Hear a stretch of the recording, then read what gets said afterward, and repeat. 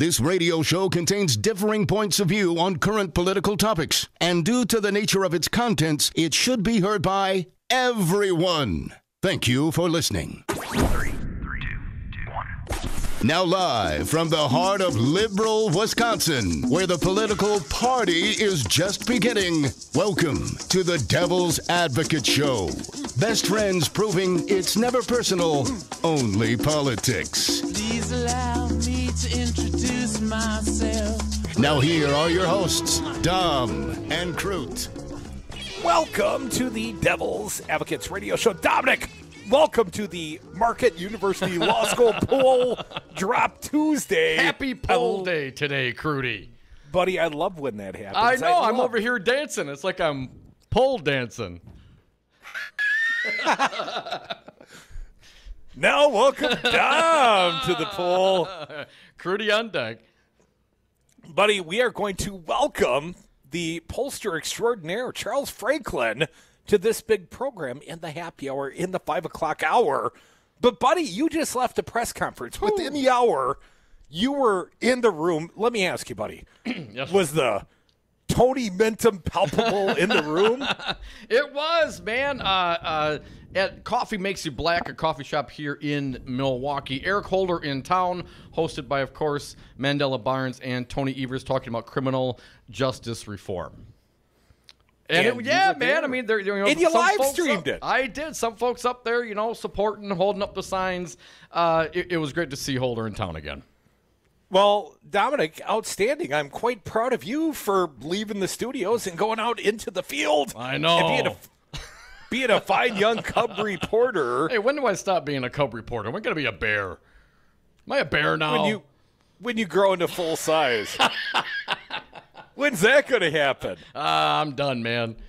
Well, Dom, I appreciate you going out in the field. I'm in the broadcast bunker back here in Dane County, undisclosed location today. But mostly, I'm excited because new Marquette polling dropped. Also, we got a fine guest coming up in the 4 o'clock hour. Our friend, John Nichols from The Nation, from the Cap Times. He's got a fine submission today. Impeach Kavanaugh. Yes. It's a theme we will talk about with John Nichols about 4:30 Central Time. But, Dom, first and foremost, I'd like to take full credit. I predicted it. I called it, buddy. What? Well, clearly, Charles Franklin oversampled Republicans.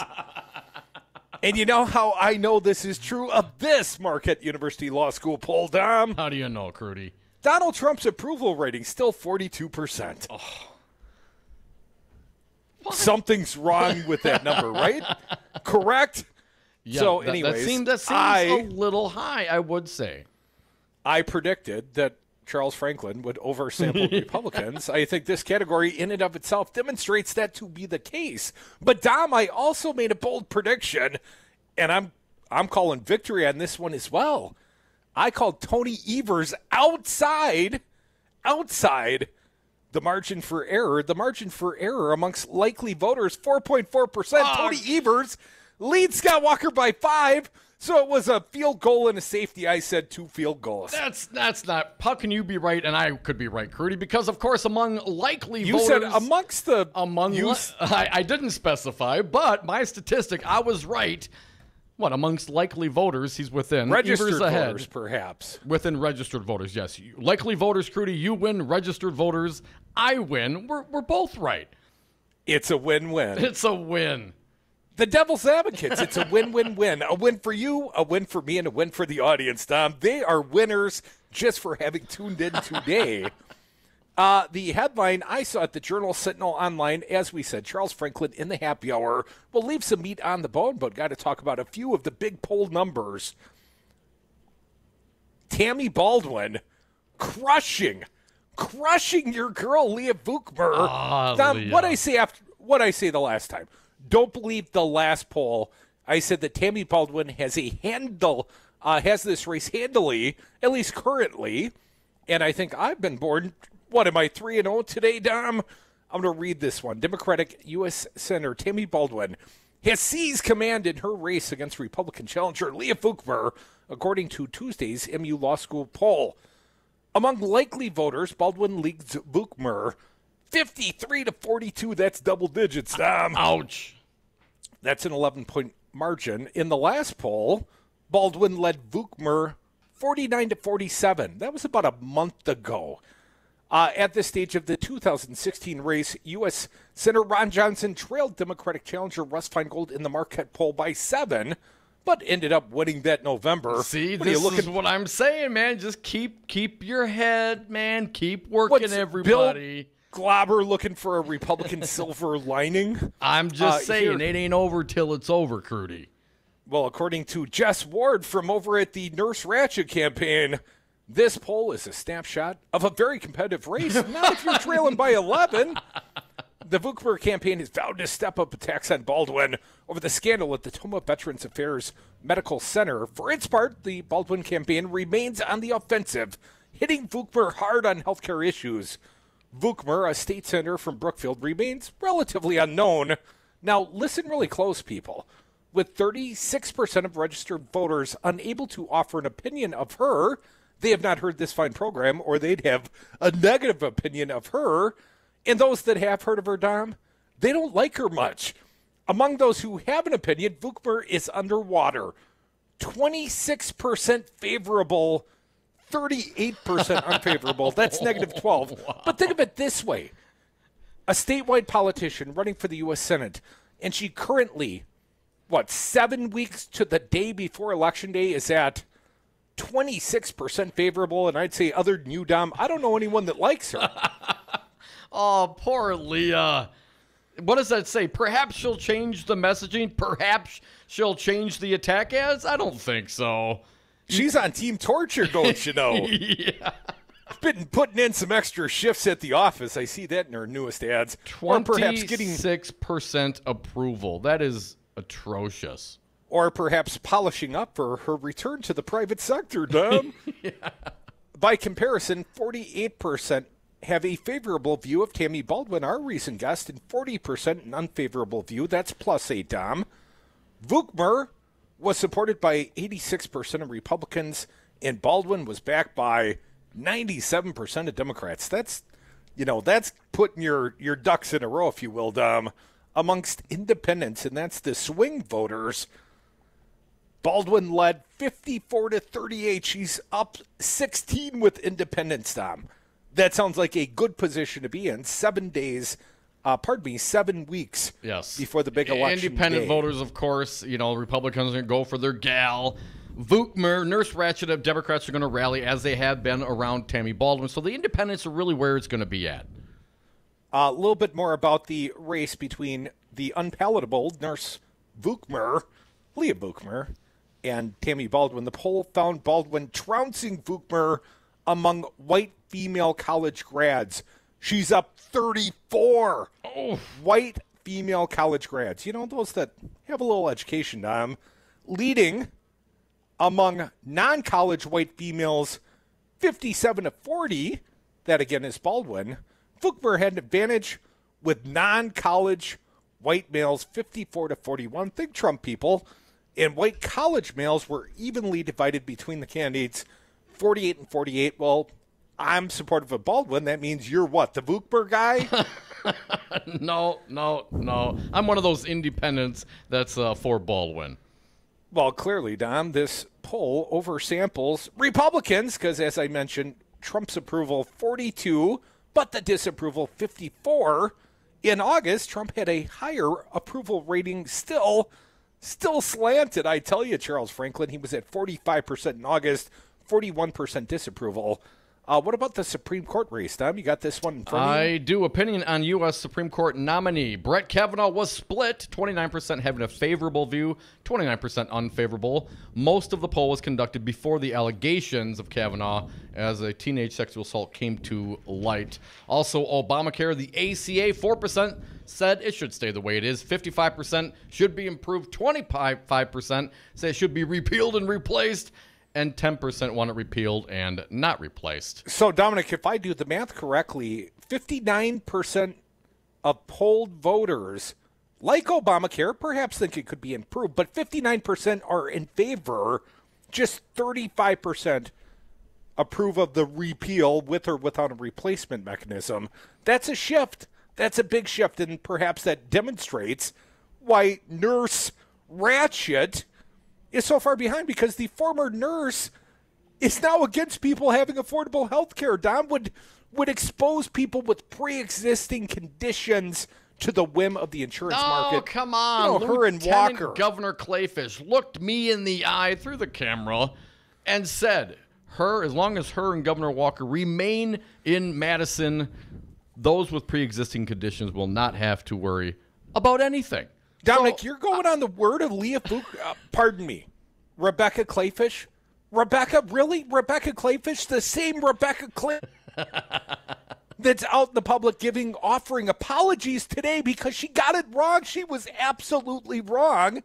That one, Rebecca Clayfish, you're relying upon her word, Dom? Well, I mean, that's what she said on TV. It must be true, right? Wait. Maybe I'm not one of those. What are the Vukmer backers?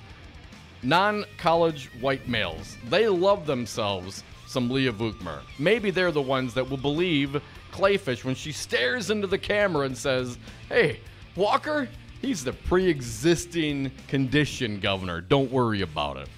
Dominic, perhaps the side gun laying on the table in the Vukmer ad is what really appeals to the non-college educated white males in the state of Wisconsin. You know, I call them the Trump voters. Big polling out today. Charles Franklin in the happy hour. John Nichols at 4:30. Your calls welcome now. 844-967-2789. We're going to come back soon with sound from the big press conference. The Tony Mintum. Hell, it might be Mandela Mintum as well. And perhaps a future presidential candidate played a little coy. Eric Holder in Milwaukee today. My little buddy was there. Come back with us. We are the Devil's Advocates. And by the way, Rebecca Clayfish, apparently in the mood to correct the record. I give her credit for that. But why did it take her 2 weeks, Dom? She had to vet the story after she's tweeted it out? Apparently she did. Come back with us. You are listening to the Devil's Advocates on Real Resistance Radio. Some say the greatest radio show ever. Probably wouldn't be here if it weren't for the American worker. I'm proud to have stood shoulder to shoulder with Governor Walker. I'm Senator Leah Vukmir. I'm voting for Donald Trump. She would not be my first choice, that I can tell you. When you're outside, we'll discuss whatever problem you have, okay?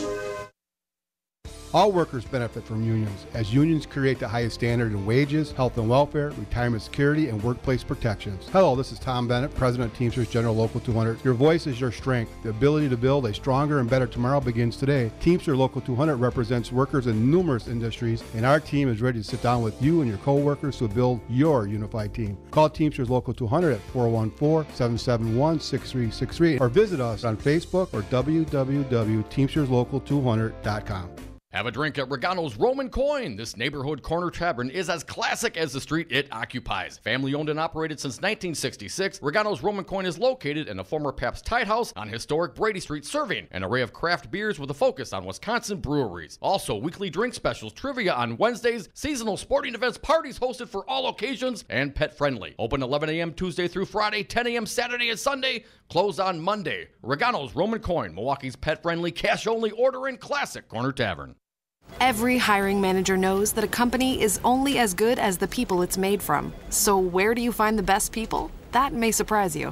Meet the grads of life. Young adults of unique determination and experience. An ideal fit for your company in an entry-level position, internship, or even mentorship. They might not have every qualification you typically look for, but they're exactly who your company needs. This is talent worth knowing about. Go to gradsoflife.org to learn how to find, cultivate, and train this great pool of untapped talent. Brought to you by the Ad Council and gradsoflife.org. Once again, the American public has some reading to do. A 29-page indictment today. Americans need to take a look at page 6, paragraph 20, and here come those important 8 words: to interfere with the 2016 U.S. presidential election. That is it. Jim, I'm going to make a confession on behalf of the panel. Dom's not going to read the indictments. Come on, maybe. The Devil's Advocates, political commentary from the back of the class.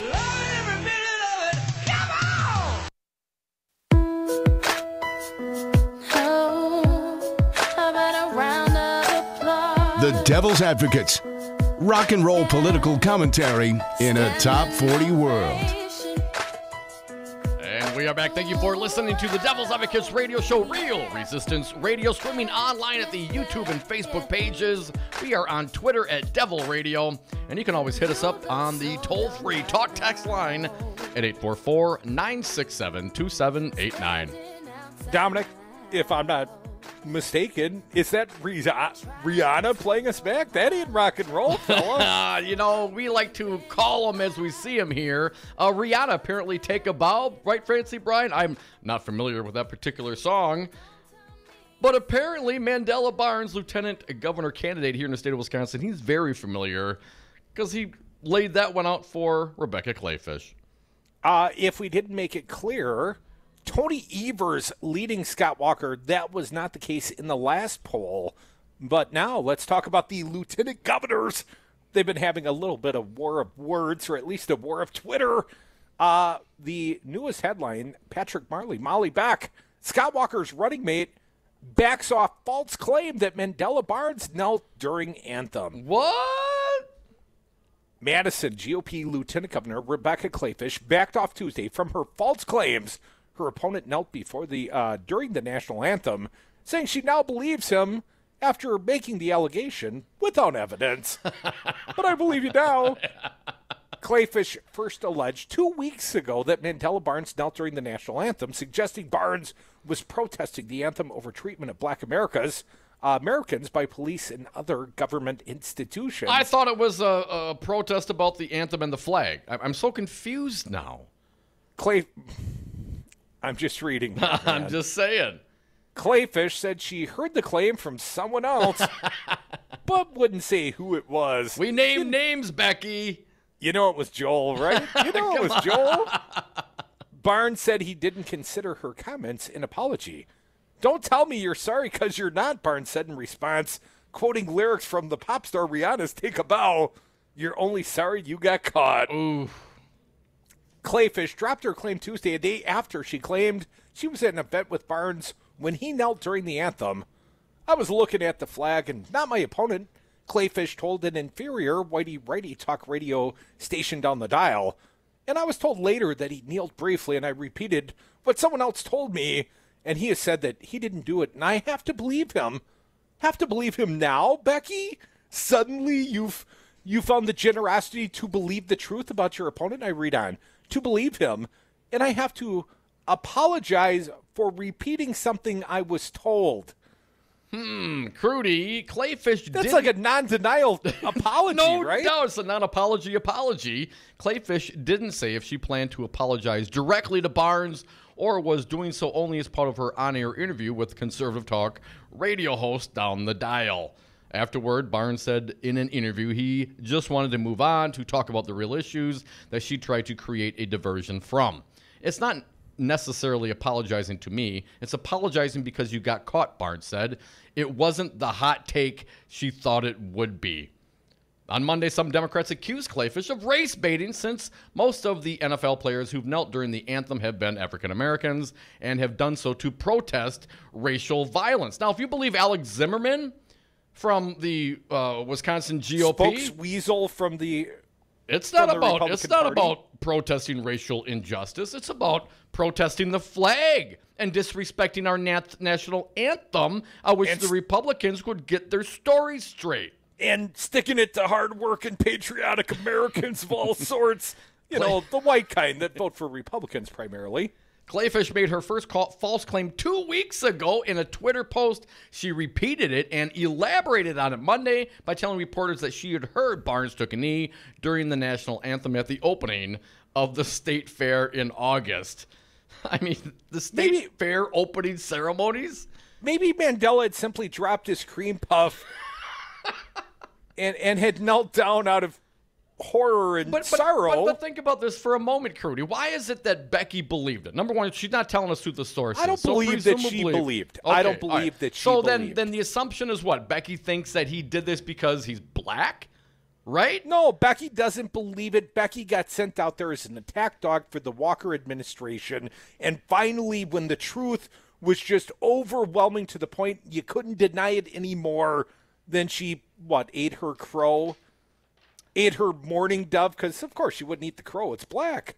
More of a white bird person. Ah, nice. Ozzy, no eat dark that bird. meat for Becky. Clayfish and Barnes attended the event with hundreds of others. Clayfish said she didn't see what happened herself because her eyes were on the flag. She was unable to produce any evidence that Barnes knelt during the anthem in the 2 weeks since she first made the claim, and Barnes called her a liar. Liar! Democrats who were there on Monday told Milwaukee Journal-Sentinel they did not see Barnes kneeling. GOP Governor Scott Walker, who has led the state with Clayfish for the past 8 years, was also at the event. One of his aides said Walker was looking at the flag, not Barnes, during the event. Barnes is running on a ticket with Tony Evers, of course. Evers and Barnes have said they support the rights of football players and others to protest racial injustice during the national anthem if they wish. Walker and Clayfish oppose those protests and have tried to make them an issue in their re-election bid. Interesting. So they totally mischaracterized what the protest is all about and just throw it out there that the one black guy on the ticket, well, he hates the flag. It's terrible. But we didn't see him do it because we only have eyes for the flag. We're like Mike Pence with Mama. I can't even leave the house without a flag pin on my lapel. The real American flag might that's think how you they're know you're cheating a on them true patriot. That's if they how you look know. anywhere except at the stars and bars, Dom. Maybe the hammer and sickle. Well, I was thinking perhaps they have been cheating a little bit with what do they call that down south? The Confederate flag. What do they call that? The stars and bars. Well, the losing side flag. It's all just a matter of perception. I think you're fake news, man.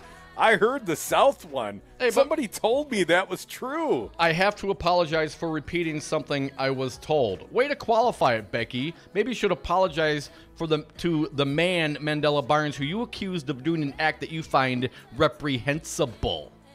I think he should have just said, you know what? She's wrong, but I'll cop to it because I don't see anything wrong with the action. Hell, I'll kneel. Much better than your faux patriotism. Come back with us. More Devil's Advocates. Phone lines open for you. 844-967-2789. This is ridiculous. I wish you weren't a liar. Join the resistance against dirty carpets. Call Zero Res Madison today for our summer special. Clean and sanitize 3 rooms for only $139. Call 608-848-9000 or schedule online at ZeroResMadison.com. Zero Res, spell it forward or backward, it's the right way to clean. You're not wired to have a response to this sound. But when we introduce a new stimulus, save the food. We're helping to stop food waste. Save the food. For tips and recipes, visit SaveTheFood.com. Brought to you by NRDC and the Ad Council. 180 over 111, and I had a stroke. I couldn't speak or walk. This is high blood pressure. Get back on your plan. Go to loweryourhbp.org. Brought to you by the American Stroke Association, American Medical Association, and the Ad Council. 5nines, your local single-source IT solutions provider. Specializing in cloud technology, consulting, servers, networks, and hosting. We manage your IT so you can focus on running your business. Enjoy technology. Enjoy 5nines.com. You are listening to Real Resistance Radio, WRRD 1510 AM Waukesha and WTTN 1580 AM Columbus. Always streaming at realresistanceradio.com. Hi, this is Demi, pharmacist at Hyatt, locally owned pharmacy in the community of Milwaukee. Simplifying lives, one prescription at a time is our goal. Do free delivery of your medications to your home and at work. All your meds are brought together in one convenient dosage package individualized to your medication needs. We set up a house call with a licensed pharmacist to assist with medication management. We accept all insurance plans. To learn more about Hyatt, visit our website, HAYATRX.com. Have you outgrown your house? Are you sick of apartment living? Not ready to buy but know you need to move? Hi folks, this is Tom Hartman for CCL Management in Middleton. You should consider moving up to one of the finer rental homes CCL Management represents. Unique houses and condos, always clean, most are pet friendly. Visit cclmanagement.com today to find your new home. CCL Management, Dane County's premier leasing and property management company. Call CCL Management at 833-0009. That's 833-0009 or visit cclmanagement.com today. It's important to buckle up your kids. I know. Sometimes car seats can be complicated. I know. And if your child's in the wrong seat and you get into a crash, I know. It could lead to a serious injury. I know. So you're 100% sure you have the right car seat for your child's age and size? I don't know.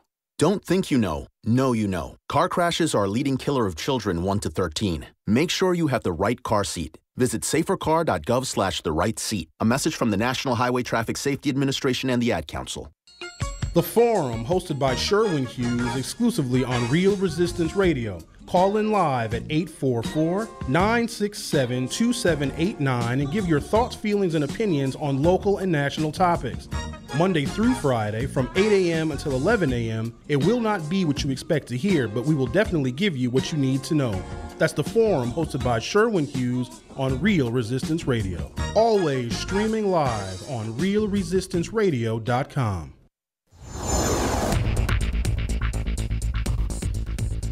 For Real Resistance Radio, my name is Keith Gostad. Two women who say they were sexually harassed by the husband of UW-Whitewater Chancellor are calling on her to resign. One of the women is a city council member in Whitewater and was a student when she was first harassed by Pete Hill. The Milwaukee Journal-Sentinel reported a few days ago that Hill had been stripped of his title at the university and banned from campus. Chancellor Beverly Copper has been in that position since July of 2015. Tuesday, rain likely, highs in the low 70s in Milwaukee, upper 70s in Madison. Tonight, cloudy, lows in the 60s. Wednesday, cloudy with scattered showers, highs in the upper 60s, low 70s in Madison. Thursday, partly sunny with scattered showers, highs in the low 80s. For Real Resistance Radio, my name is Keith Gostad.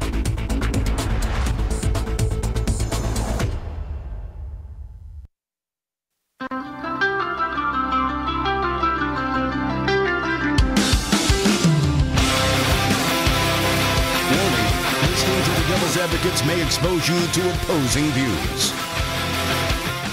Welcome back to the Devil's Advocates Radio Show. A big day, always a big show when the Marquette University Law School polling drops. And right now, Dom, it's all Democrat. All Democrat, I tell you, with the exception of the Attorney General race. Right now, Josh Kaul trailing Brad Schimmel. I'm a little awestruck by that. I think Josh Kaul doesn't have enough name recognition. That's exactly what it is. But anyways, it cannot be Schimmel's leadership. Kicking ass every day. Clearly, that cannot be the case. Today, though, you saw a little of that Tony Mintum live, Dom. You were at the Coffee Makes You Black. Eric Holder, the former U.S. Attorney General under Barack Obama, in town. And he was there to campaign with Tony and Mandela Barnes, and you were there to Facebook live stream it. We've got the sound, Dom, and we'd like to play it for our audience. Nice. Now, we're going to start right now with Tony Evers, the gubernatorial candidate. He's up outside the margin of error on Scott Walker, and I find that encouraging. Historically speaking, we have not seen that in the last two races. And since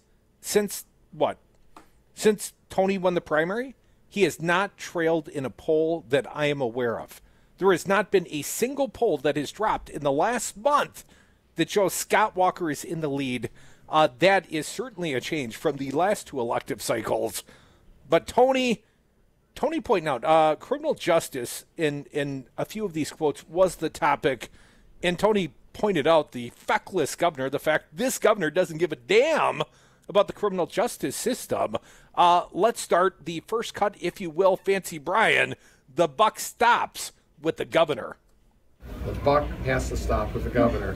And I would argue, for the last 8 years, Scott Walker has worked very hard to make sure that the buck stops any place but him. Ain't that the truth? Now, candidate Evers, the Dem nominee, has taken note of the fact Tommy Thompson recently has shown regrets his own prison policy. Tommy said effectively he is the one that started the prison expansion here in the state of Wisconsin. We now have doubled the number of convicts as the state of Minnesota, despite a lower crime rate, and we're spending about twice as many dollars. And Tommy Thompson described it, as a regret. Republican Tommy Thompson, for those that do not know. Oh, come on. Who doesn't know Tommy was a Republican? Somebody listening didn't. Well, thank you for clarifying. Here's what Tony Evers had to say about Tommy's, blowing up the prison population regret. So that's the governor's job. But I also agree with a former governor, Governor Tommy Thompson. As you saw just recently, he talked about the fact that criminal justice is, and how he handled it when he was governor is one of his things that he'd like to have a do-over. Well, we're gonna do it over for him. We're going to put an end to, frankly, crimeless revocations and the fact that people are being returned to prison without actually committing a new crime. Now, you can always tell when Gwen Moore's in the room, and Congresswoman Gwen Moore was just to the left over Tony Evers' shoulder at the Coffee Makes You Black. This press conference had happened about an hour ago. Our little buddy Dominic, the Cub reporter on behalf of WRD Real Resistance Radio, here's another one from Tony Evers before he introduces the former Attorney General Eric Holder. One last one. See if you can hear the Tony Mentum in his voice. We can do this. We can make Wisconsin a better place for all of us by making sure that we vote for rehabilitation, we'll save money, and we'll put people back into the system, working hard, being part of the community, and making Wisconsin a stronger place. That's where our focus is. That's where the focus is. Now, Eric Holder, next to take the lectern at Coffee Makes You Black. Eric Holder, we've hosted him in studio. He was a guest of the Earl Ingram show. I had the opportunity to meet the former Attorney General. And Dominic, he came out and he was unequivocal. He was enthusiastically there to endorse, if you would play it for the people, Eric Holder. But I am here to enthusiastically support Tony Evers and Mandela Barnes to be governor and lieutenant governor of this great state. Yeah! You can always hear Gwen. And another one voting for Tony and Mandela. Well, that's why the focus. That's why Eric Holder in Milwaukee today played for the people fancy. We have seen failed promises. We have seen a lack of delivery of results by the present administration. If the people of Wisconsin really want to move this state forward, they will come out, they will vote in huge numbers on November the 6th, and they will vote for these two men. They will vote for Tony, and they will vote for Mandela. Lack of delivery, like what, 250,000 jobs? There's so much lack of delivery from this administration. It is certainly time to move along. They were just big goals. Oh, just big goals. Right. Dominic, as Eric Holder describes the current, soon-to-be former administration, he describes them in terms, he should use hackneyed. He describes Walker as old, like old ideas. Played for the people, fancy Brian. The old administration, this Walker administration, as I said, it's tired, it's old, it's bereft of ideas. Everything has its time. I wouldn't say that that administration ever had its time, but its time is certainly over, and it is time to move on. Move on from what? Taking special interest money and sliding legislation to lead paint manufacturers or mining interest or, I don't know, people like Foxconn. I mean, that's how, isn't it how we do business in Wisconsin? Wisconsin is open for business. You fund third-party groups. I direct how the spending goes. I give you legislation, and we'll keep this little bromance going as long as we can. Now, Dominic, after a brief address, Eric Holder, the former U.S. Attorney General, did take some questions from the press, a press conference, although I noted our Cub reporter had no questions today. Oh, man, I was going to get to Mandela, but someone threw out kind of a half question on it, and I just thought I'd let it rest. I had to get back, man. Had a show to do. Well, Eric Holder was asked, why is this race, this Scott Walker-Tony Evers race, so important? And I think he does a nice job of describing how the politics in Wisconsin has set a bad example all around the country. No pressure, you Badgers. Eric Holder. Well, it's not an important race for Democrats. It is an important race for, in the first instance, the people of this state, but it also has national implications. Scott Walker has been a leader in the effort that we have seen over the course of this past decade that has removed the interests of government away from the people that government is supposed to serve. What we have seen here in Wisconsin has been replicated in other states: Michigan, Ohio, Pennsylvania, North Carolina, Texas. So I don't want to put too much pressure on the people of Wisconsin, but what will happen in Wisconsin on November the 6th will reverberate beyond the borders of this great state. You know, I kind of felt like I owed Eric Holder an apology for being a citizen of this state. You know what I mean? I mean, he's right. Look what's come out. They've duplicated, exactly what's happened here in the state of Wisconsin. I mean, it's almost like, I don't know, Alec. Almost like we were the Koch brothers Petri dish. Almost. Some people say. And Scott Walker was their tool. But I go back to the statements. Eric Holder, again, asked a question. This one about outside money. And, Eric, you bring the outside money crashing down on the state of Wisconsin. Scott Walker points to guys like you and says, you're the problem. Here is how Eric Holder, the former U.S. Attorney General, responded to that question and the implication that he is the problem. Anything about outside interest coming into this state is laughable. Let me tell you right now, I don't work for the Koch brothers. I don't work for Alec. I represent a party that is concerned about the people of this state, who is here to support local candidates who are lifelong residents of this state, and who is committed to working for not the special interests that Scott Walker seems to be in the pockets of, but to work for the citizens of the state. But the notion, that is, I don't know how familiar you are with this term, but I'm from New York. That is chutzpah. Yeah, it is.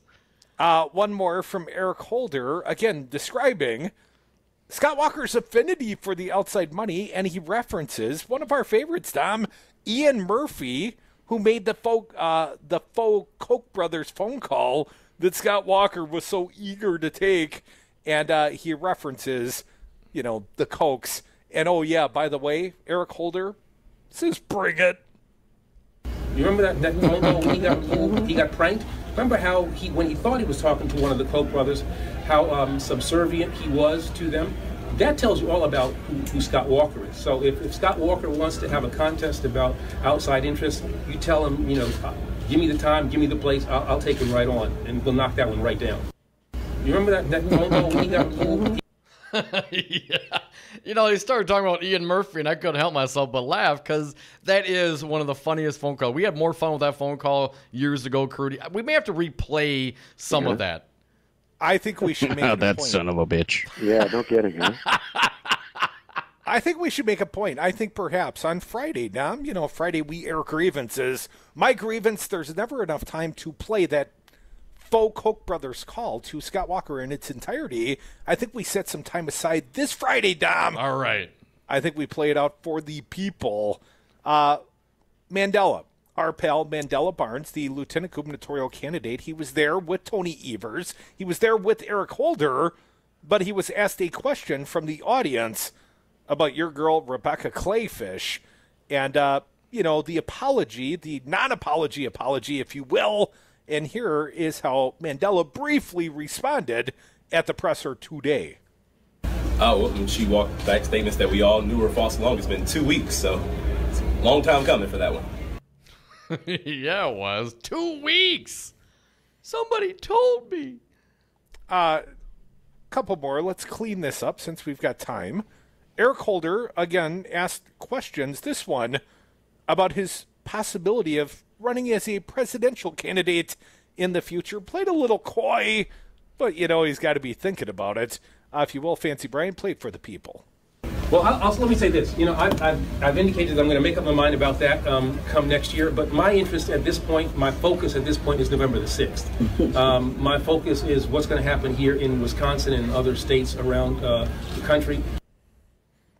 And one more, we'll call it the conclusion. Eric Holder, the former U.S. Attorney General under Barack Obama, in Milwaukee today at Coffee Makes You Black, campaigning and doing a roundtable with Tony Evers and Mandela Barnes. One more of Eric Holder. One of the things that I think we certainly have to do is not only in communities of color, but in communities across this state, make sure that people vote. Make sure that people get to the polls. Make sure that people have the ability to navigate these unfair voter ID ID laws and voter suppression restrictions that the Walker administration has put in place. This tells you everything you need to about these two parties. Democrats want as many people to vote as is possible. Republicans want to have a select number of people vote, and they want to select the people who vote. And if we are successful in turning out the vote, these two men will win the election. It is as simple as that. Now, that was Eric Holder. Tony Evers did take a crack at that as well. Tony Evers said, it's not just about turning out African-American voters here in Milwaukee, although we've invested time and effort and resources in trying to do just that. But Tony Evers said it's a statewide race. We've got to win on every battlefront all across the state of Wisconsin. And you can hardly tell it from his speaking voice, but the Tony Mentum, it's building here in the state of Wisconsin. Newest Marquette polling out. Tony Evers outside the margin of error.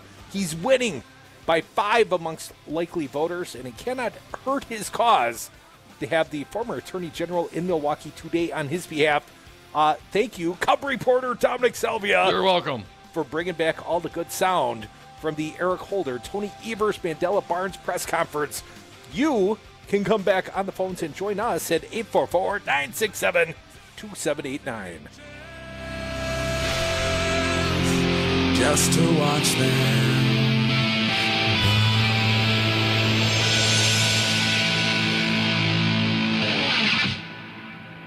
All right. Do we know any coke dealers? My cousin's a cokehead. If I were to guess, I have one name in mind. It wasn't true. It was a Scott Walker, a Scott P. Walker. I'm Scott Kevin Walker. My name is Tom Palzowitz. I'm a Navy veteran and small business owner running to bring responsible leadership back to Wisconsin's 5th Congressional District. Opponent, 40-year incumbent Jim Sensenbrenner, has been a Trump administration rubber stamp who is clearly out of touch with the hardworking families of Wisconsin. I'm running to restore the American dream for all of us, and I need your help to get America back on the right path. Visit tomforwi.com to learn more and to make a contribution today. I'm Tom Palzowitz, and I approve this message. On marijuana, unfortunately, as a public health issue and a public safety issue, I've opposed that. Dr. Sanjay Gupta, how can medical marijuana help those addicted to opioids? There's 3 big things. There's clear consensus now that cannabis can treat pain. That is not an opinion. That is a consensus conclusion by big scientific bodies like the National Academy of Science. We also know that it can help treat the withdrawal symptoms of opioids. People, they don't want to be on them anymore. They want to quit, but they develop the terrible withdrawal symptoms. And now we have evidence that it can actually help heal the part of the brain that is diseased in someone who's an opioid addict. If you had to start from scratch and design a substance to help lead us out of the opioid epidemic, like in a lab, it would probably look very much like cannabis. Call Governor Scott Walker at 608-266-1212. Tell him good people do smoke marijuana. This message was paid for by the People for People Corporation. Donate online at p4ppc.org, p4ppc.org. We got Mark Pocan live via phone. Mark, does Paul Ryan hate poor people? Oh, he hates poor people and middle-class people. I mean, I think when he was probably 5 years old playing with Play-Doh, trying to, adjust the taxes on Play-Doh. So, to be fair, I think he's doing what he always said he was going to do. It's just no one actually believed he was either that cruel, evil, or dumb to do it. The Devil's Advocates, weekday afternoons on 1510 a.m., Wisconsin's Resistance Radio.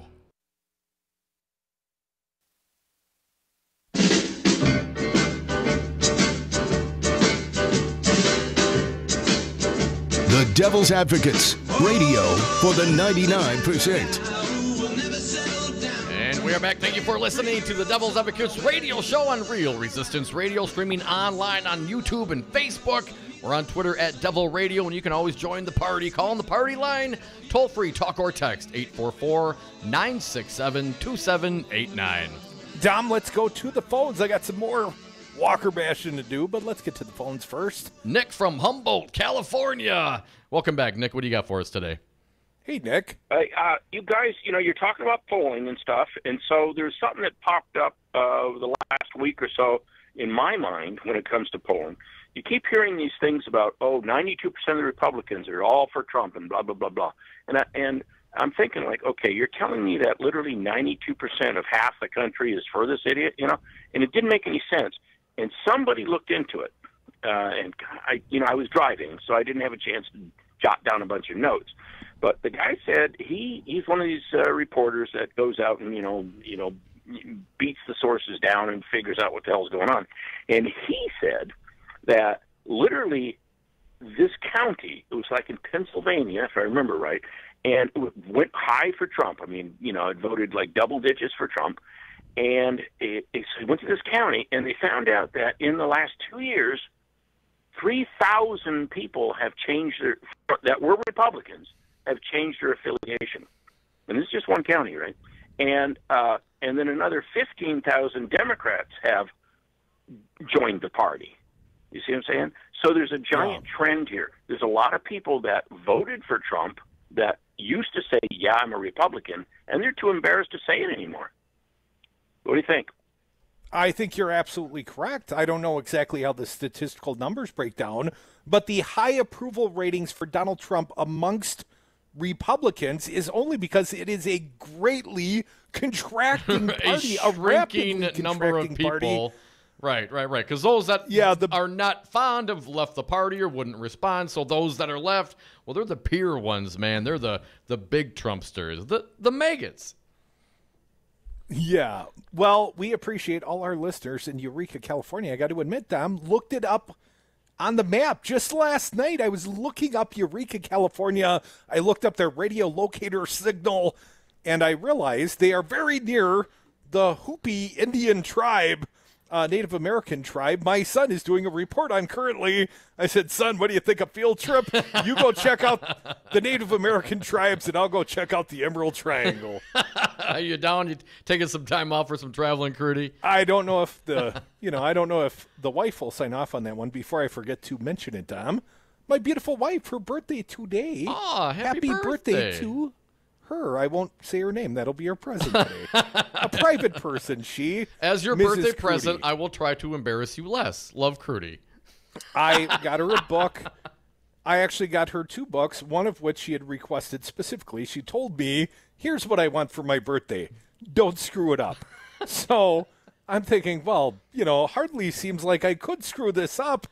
And I went to Barnes & Noble, and I got the book, and I brought it back. And I would point out, as I was at the cash register at Barnes & Noble, it encouraged me to look behind the counter, and I saw upon the shelf, Unethical, Ed Wall's book in prominent, clear view. That sounds like a really good book. I'd love to read it someday.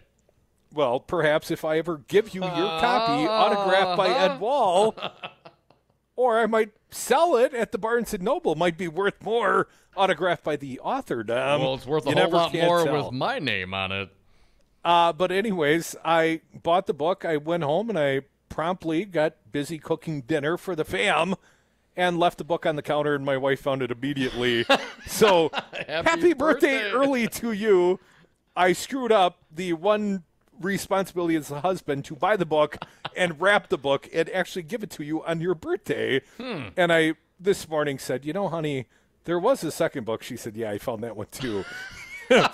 So it wasn't like the one book stayed hidden. She looked at both titles. Does the Kama Sutra come in hardcover or paperback, or which one did you get? That was not her request. Oh, okay. All right. You got the video? So anyways, happy birthday, Happy hon. birthday. Don't mind these naughty boys. Yeah. 844-967-2789. Got a few minutes left in this hour, Crudy. Where do you want to take this now? Walker bashing. All right. What do you got? National report, half of Wisconsin's major roads are in poor or mediocre condition. Caitlin Farrell at the Cap Times online, half of Wisconsin's major roads are in poor and mediocre shape, with Madison, Milwaukee, and Wausau roads in the worst condition. So Madison and Milwaukee, we get the worst roads. I get to drive in both cities in most given days. I get to experience the bad roads twice, Tom. And what communities do Republicans like the least? Madison and Milwaukee. The report, Wisconsin Transportation by the Numbers, was compiled by TRIP, a national nonprofit transportation research group funded by a variety of road-building business interests, including equipment manufacturers, distributors, suppliers, transit engineers, and labor unions. Interested parties, perhaps. The group used 2016 data from the State Department of Transportation provided annually to the Federal Highway Administration in its analysis of road and pavement conditions. Yeah, it's like I did the crosstabs.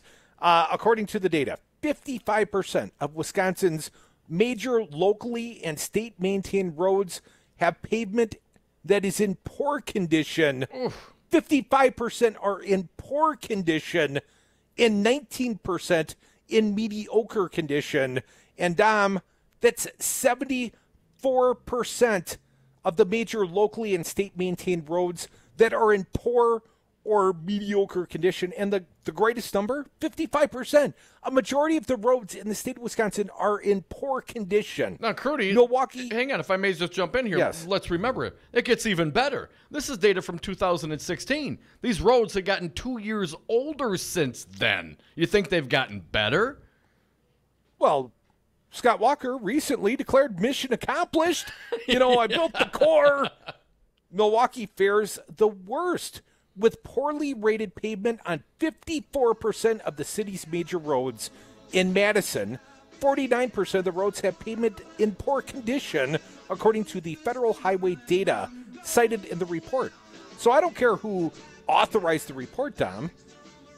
This is coming from the Federal Highway Traffic Safety Administration. This is coming from the Wisconsin DOT. The report blames inadequate state and local funding for worsening conditions and estimates that drivers in some Wisconsin cities, think Madison and Milwaukee, spend nearly $1,000 a year on repairs due to driving their vehicles on deteriorating roads. Here's a quote from Dan Federle, Executive Director, Wisconsin County Highway Association. Until state elected officials are able to agree on a long-term sustainable transportation funding, Wisconsin will be unable to meet mounting needs on our local roads and state highways. The current funding system causes us to be reactive, responding from one crisis to the next. Folks, we are the Devil's Advocates. Never panic. Hour 2 is next. More Devil's Advocates. Come right back with us. You're listening to Real Resistance Radio.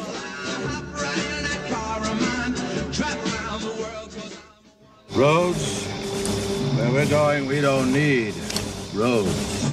Are you with me?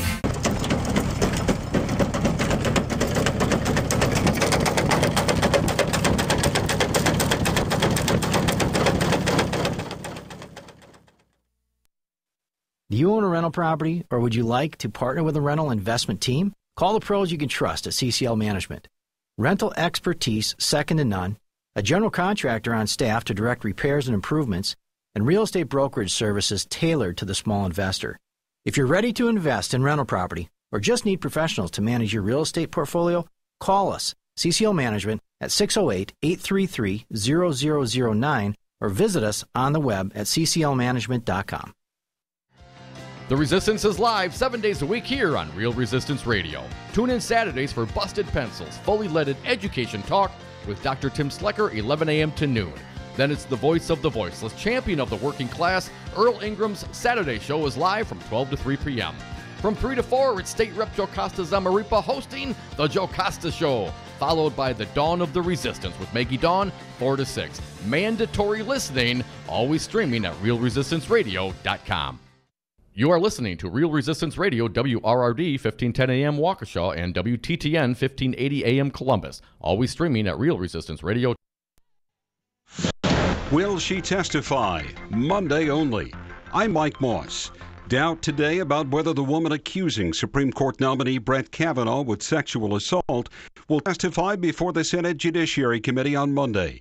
Committee Chairman Chuck Grassley telling Hugh Hewitt today. We have reached out to her in the last 36 hours, 3 or 4 times by email, and we've not heard from them. So it kind of raises the question: do they want to come to the public hearing or not? Senate Majority Leader Mitch McConnell says Catherine Blasey Ford could testify in open session or private session. She's been asking for the opportunity to be heard, and she's going to be given the opportunity to be heard on Monday. As Senator Cornyn pointed out, she could do it privately if she prefers. or publicly, if she prefers. Mark Judge, reported to be the other person in the room at the time of the alleged sexual assault, now says he does not want to speak publicly about the matter. A new round of tit-for-tat tariffs in the trade war between the U.S. and China. China responded to the president's additional tariffs by saying it'll move forward with more tariffs on $60 billion worth of American goods. White House economic advisor Larry Kudlow defended the president's strategy while speaking at the Economic Club of New York. It takes two to tango. We've put out our asks. We're open. 55% over time if China doesn't negotiate in good faith. Steve Kastenbaum, New York. Defense Secretary Jim Mattis today flatly rejected reports he may be leaving the Trump administration. Mattis says the rumor will die down, and then someone will write another rumor that he's leaving. On Wall Street today, the Dow closed up 184, the S&P was up 15, and the Nasdaq up 60 points. I'm Mike Moss. I am sick and tired of big power brokers telling voters what's important instead of the other way around. So I joined the Citizen Action Organizing Co-op. It's a community of like-minded local progressives where the members help determine what issues are important. And with the aid of professional organizers and some of the top progressive strategists in Wisconsin, we make the powers that be take notice and action. We're working on fair elections, the climate crisis, immigrant rights, electing progressive candidates, and more. Plus, we have a campaign called Radioactive that supports this station and Real Resistance Radio. So, come help us reclaim our power as voters. Become a member of the Citizen Action Organizing Co-op. Go to citizenactionwi.org. In the wake of her husband stepping down as CEO of CBS amid allegations of sexual misconduct, Julie Chent is leaving her daytime show, The Talk. At first, it was announced back on September 10th that she'd take a break from the show after more women alleged her husband was inappropriate toward them several years ago before they were married. She has now announced her break will be permanent. Right now, I need to spend more time at home with my husband and our young son. Chen had been co-host of The Talk since it began 9 years ago, along with original co-hosts Sarah Gilbert and Sharon Osbourne. Chen will continue hosting the reality show Big Brother, which ends at the end of this month, and it is unclear if that will be the end of her work with CBS. Jim Roop, Los Angeles. Researchers say an increasingly notorious brand of Israeli spyware software is being used further afield than previously known, with possible infections detected around the globe. Infections reported in the United States and in 44 other countries. I'm Mike Moss. Hello, I'm Tom Bennett, President of Teamsters Local 200. In 1903, the International Brotherhood of Teamsters was founded, and our local union was founded in 1935 here in Milwaukee. During the last 115 years, the principles and values for the Teamsters Union have made many improvements for working families, creating a pathway to the American middle class. Teamsters have assisted families and communities in times of need. Currently, our active and retired membership are collectively working to benefit working families across this nation for retirement security and addressing long-term social needs here in Madison, Wisconsin, and in Washington, D.C. American workers do have a voice in the workplace.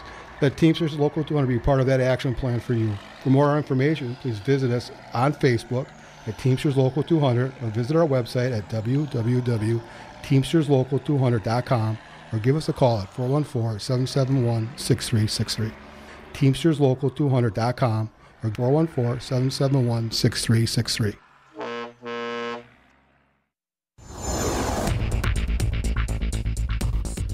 For Real Resistance Radio, my name is Keith Gosted. Women working at McDonald's restaurants in Milwaukee and several other cities are planning to go out on strike today to protest sexual harassment. They are demanding that the company do more to protect them. The women say supervisors grope them, ask for sex, and expose themselves on the job. They say when they report the behavior, nothing is done, and they sometimes are the victims of retaliation. Milwaukee is one of the 10 cities where McDonald's employees plan to walk out today. Healthcare experts say the state bill promoted by Governor Walker promising to ensure people with pre-existing conditions would fall well short of the protections provided in the Affordable Care Act Walker is attempting to overturn. And tonight, Paths of Glory is playing at the Oriental Theater for one night only. For Real Resistance Radio, my name is Keith Gosted.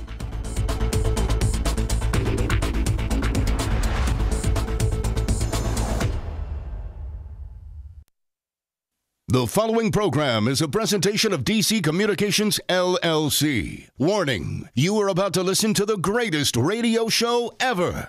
And due to contractual obligations and to shield our airwaves corporate licensees from any semblance of liability, responsibility, and gullibility, we must tell you the views represented on this show are not necessarily those of this station or its management. This radio show contains differing points of view on current political topics, and due to the nature of its contents, it should be heard by everyone. Thank you for listening. 3, 2, 1. Now live from the heart of liberal Wisconsin, where the political party is just beginning, welcome to the Devil's Advocate Show. Best friends proving it's never personal, only politics. Please allow me to introduce myself. Now here are your hosts, Dom and Crute. Welcome back, hour 2 of the Devil's Advocates radio show. Dom, time for a little Trump trashing. Donald Trump apparently doing a joint press conference earlier today, and he had to address Brett Kavanaugh, the Supreme Court nominee, supposed to get his vote on Thursday. And as we reported on yesterday's big show, Dom, apparently Kavanaugh, the confirmation hearing will take place again on Monday, not just with Brett Kavanaugh, but also his accuser, Christine Blasey Ford. I'm going to quote an article I found at thehill.com, Dom. President Trump on Tuesday expressed sympathy for Brett Kavanaugh. It's the only sympathy the man has ever demonstrated. Right, and for what? Saying the Supreme Court nominee does not deserve to face the political firestorm surrounding sexual assault allegations against him. Do you think it's just Donald Trump feeling a little sorry for himself because he's got 18, 19, 20 accusers he's a still guy floating around? Trump can totally relate to what Kavanaugh might be going through right now. Trump suggested the accusations are politically motivated and criticized Democrats for not raising them earlier, but stopped short of directly questioning the credibility of Kavanaugh's accuser, Christine Blasey Ford. I feel so badly for him that he's going through this. To be honest with you, Trump said of Kavanaugh during a joint press conference with at the White House with Polish President Duda. This is not a man who deserves this, Trump added of his nominee. Trump called Kavanaugh a great gentleman, except when he's drunk at a high school party, and said his family should not have to see the judge have his reputation tarnished by the allegations. Honestly, I feel terribly for him, for his wife, who is an incredible, lovely woman, and for his beautiful young daughters, Trump said. I feel terribly for them. I'll be dating them in 10 years. No, that last you one. Threw that one in there, okay. Just a Trump thought bubble. While Trump said the Senate should allow Ford to state her case, he accused Democrats of waiting to reveal her charges in order to obstruct and resist. Another topic he knows something about, obstruction, Dom. They knew what they were doing, he added. Trump's tone was more pointed than Monday when he stressed that the Senate would be right to delay Kavanaugh's confirmation vote in order to look into the allegations. His ramped-up defense of Kavanaugh comes as the Senate is barreling towards a high-stakes hearing on Monday at which the Supreme Court nominee and his accuser have been invited to testify. Republicans and Democrats spent Tuesday battling over the planning of the hearing, which Ford has not yet confirmed she will attend. Kavanaugh has indicated he will testify at the hearing. The president on Tuesday echoed GOP skepticism over the timing of Ford's allegations against Kavanaugh, which were first brought to Senator Dianne Feinstein in July, but revealed over the past week. Feinstein, the ranking Democrat on the Senate Judiciary Committee, has said she did not disclose the allegations during a meeting with Kavanaugh or during his confirmation hearings earlier this month because Ford had asked the claims remain private. Feinstein shared a letter from Ford with the FBI last week. I want to stop here for just a moment, Curdy. Everyone's jumping on on Feinstein and the Dems for holding this bombshell, and of course it seems like they have continued lack of respect for the wishes of the victim in this case. Oh, how can you do this possibly at the last minute? Well, maybe, gentlemen, because it's all white guys on this committee, right? At least on the Republican side.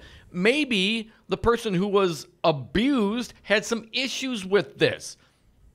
Is that so out of the realm? Is everything so political that perhaps the victim in this case has intentions that do not parallel your desires? I mean, it's just so white men of them. Well, Dominic, think in these terms. This woman, this Ford, will forever face threats against her life, will ever face the scrutiny, the whispers, the accusations against her. I mean, she will be the next Anita Hill. She will be the next Monica Lewinsky. She has a professional life. She has her own family. Why would she want to willingly involve herself in this? No other evidence I see other than the fact maybe she votes them, that she's a political person. There's no upside for the victim to come out and make a false accusation. I mean, who's going to make that up 30 years and then the fact after that the fact? She wanted to remain private about it. You know, I mean, that's the whole point. She wanted to remain private about it because of the impact this kind of thing will have on her entire life. Not just hers, but her family's and those around her. And when she remains private and she seeks for her representatives to keep this thing quiet and, do what you can, I just got to let somebody know. And then, of course, the pressure mounts and people kind of figure out who she is. And then she decides at least to, if it's going to come out, to do it on her terms. And the Republicans think that she's playing some political game. Well, Dom, of course, it suits their political need to accuse her of playing a political game, because anything that will undermine the credibility of the accusations against Brett Kavanaugh serves their purpose. Well, Dom, I'll tell you who else will not be testifying on Monday. The former classmate of Supreme Court nominee Brett Kavanaugh, who was said to be in the room when Kavanaugh allegedly sexually assaulted a woman decades ago, has told senators he will not testify at next week's hearing.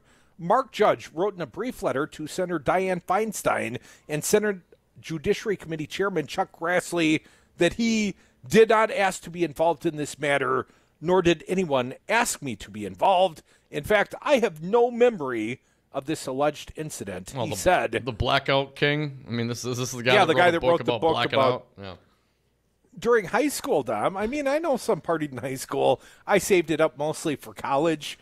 But to be a blackout drunk in high school, to be such a blackout drunk, that becomes your biography, your autobiography. Like, hey, let me tell you what a wastoid I was in high school. I can't even remember which parties I was at. Dom, back to Donald Trump, another man who's apparently either got a wonderful memory or tremendous gaps in his memory when it comes to assaulting women. Donald Trump had to speak at the White House today. Are we going to use some of that sound? Yeah, let's do it. Donald Trump today regarding Kavanaugh. Lots of Kavanaugh sign, a little bit of the Russia investigation. Let's start with cut 86. We are looking to get this done as quickly as possible. He is a truly outstanding person, as you know. He's got an unblemished record. This is a terrible thing that took place, and it's frankly a terrible thing that this information wasn't given to us a long time ago, months ago, when they got it. Wait, it's a terrible thing that took place. What's that? The fact that this victim came forward, or the fact that it occurred? I guess I'm unclear as to what terrible thing our illustrious and articulate president is referring. Well, if the White House was unaware, if Brett Kavanaugh was unaware of these accusations, then how did he already have 65 former classmates lined up to stand as character witnesses on his behalf in a letter? That seems like that takes a little bit of planning. Binders full of women. Trump on Kavanaugh, hearing both sides, cut 87. He is an incredible man. He's an incredible intellect. He will make an incredible Supreme Court justice, but we feel that we want to go through a process. We want to hear both sides. Do you? Do you really want to hear both sides, Trump? Let's keep going, 88. Oh, I'm totally supportive, yes. I'm very supportive. He's I would say, few people that I've ever seen, that I've ever known, and I know people of great success, have been all the best so outstanding as Judge Kavanaugh. All the best people. You know, Crudy, when he says, oh, he's unblemished, this is terrible, he's an unblemished record, fabulous human being. If Trump were to describe himself, do you think he would use similar terms? Well, he's got A-plus character. Just ask him. Let's keep going. Trump on Kavanaugh, 89. I think it's something that he will do very well. I think specifically, I haven't wanted to speak to Judge Kavanaugh because I knew somebody would ask me the same question that you asked me. Have you spoken to Judge Kavanaugh? So specifically, I thought it would be a good thing not to. What? So I haven't spoken to Kavanaugh. I've used Steve Ducey over at the Foxy Friends as my emissary, my go-between. Oh, come on. So he's trying to stick it to the press, I guess? Or because if he had a conversation, Trump can't stay on point. Let's keep going. Let's get cut 90, please. I don't think the FBI really should be involved because they don't want to be involved. If they wanted to be, I would certainly do that. But as you know, they say this is not really their thing. But I think politically speaking, the senators will do a very good job. What? I mean, so he's spoke to somebody at the FBI and they've told Trump that they don't want to investigate? Is that what the president is insinuating here? I'm a little unclear. Again, not a very articulate man. Let's keep going. Blame those damn Dems. Oh, I was going to blame you. Okay. It's frankly a terrible thing that this information wasn't given to us a long time ago, months ago, when they got it. They could have done that instead of waiting till everything was finished and then all of a sudden spring it. But that's what the Democrats do. That's what they do. It's obstruction. It's resist. It's whatever you have to do. Yeah, I'm down with the resistance, Trump. But how did your team have a binder full of 65 women already at the go? Why would you think you needed something like that? Let's skip the Russia right now. Keep on going. Cut 95. Trump on Kavanaugh. Judge Kavanaugh is anxious to do it. I don't know about the other party, but Judge Kavanaugh is very anxious to do it. And a delay is certainly acceptable. We want to get to the bottom of everything. Now, my understanding, as mentioned in the article and even still today on the Chiron on CNN, is that Ford has not agreed to come and testify. And I understand they're trying to give her some options. She could do it publicly. She could do it privately. But as of right now, there is no commitment from Ford to testify. I can tell you this. The Senate panel has formally postponed the Kavanaugh vote on Thursday, of course, in light of the fact there's more hearings scheduled for Monday with or without the accuser at this point. I hope she gives public testimony. I hope that she does so before the cameras, and I hope the American people watch it, and I hope it is impactful. And it is entirely her decision. Yeah, it's got to be tough. Yeah. Who no doubt. wants to go be re-victimized by a bunch of Republican senators trying to score points? And, of course, Mitch McConnell, the chinless wonder, the Senate Majority Leader, Republican, he's tamping down any talk of a Kavanaugh withdrawal. No. Meaning, he's their nominee. Because, of course, to replace Kavanaugh may delay the time frame until after the midterms. And God knows the Republicans don't want to wait to see the outcome of the midterms before they put their nominee up. Wait, isn't that why they delayed Garland? Because they wanted the people to vote? Hey, don't use logic. Oh, all right. Sorry about that, Senator Ron Johnson. That's wrap up. That's a presidential year. That's a whole different creature. Yeah. Because, we can, Dom, as Ron Johnson told you, we're sticking it to the Dems because we can. Let's wrap up the Trump-Kavanaugh 96. I don't want to say that. Maybe I'll say that in a couple of days, but not now. Oh, regarding is this all politics? 97, delay the process. Speaking for all of the Republicans, we feel that we want to go through this process and we want to give everybody a chance to say what they have to say.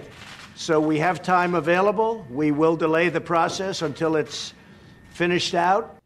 And Trump on Feinstein.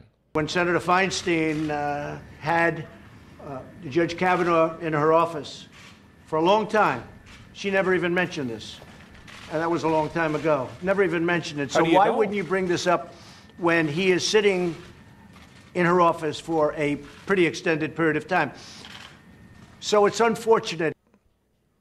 So if you haven't spoken with the cabinet, with the candidate for Supreme Court, if you haven't spoken with Kavanaugh, how do you know that Dianne Feinstein did not question him on this sexual assault allegation? And why keep bringing it up? The victim has the right to keep this on the down low. She doesn't want to get involved because D-bags like you and the rest of Republican friends on this committee are going to lambaste her like you're doing right now. You don't even accept the fact that she has the right to not come out and be known on this. You have absolutely no idea what it's like to be a victim because all you have ever been is on the other side of that equation.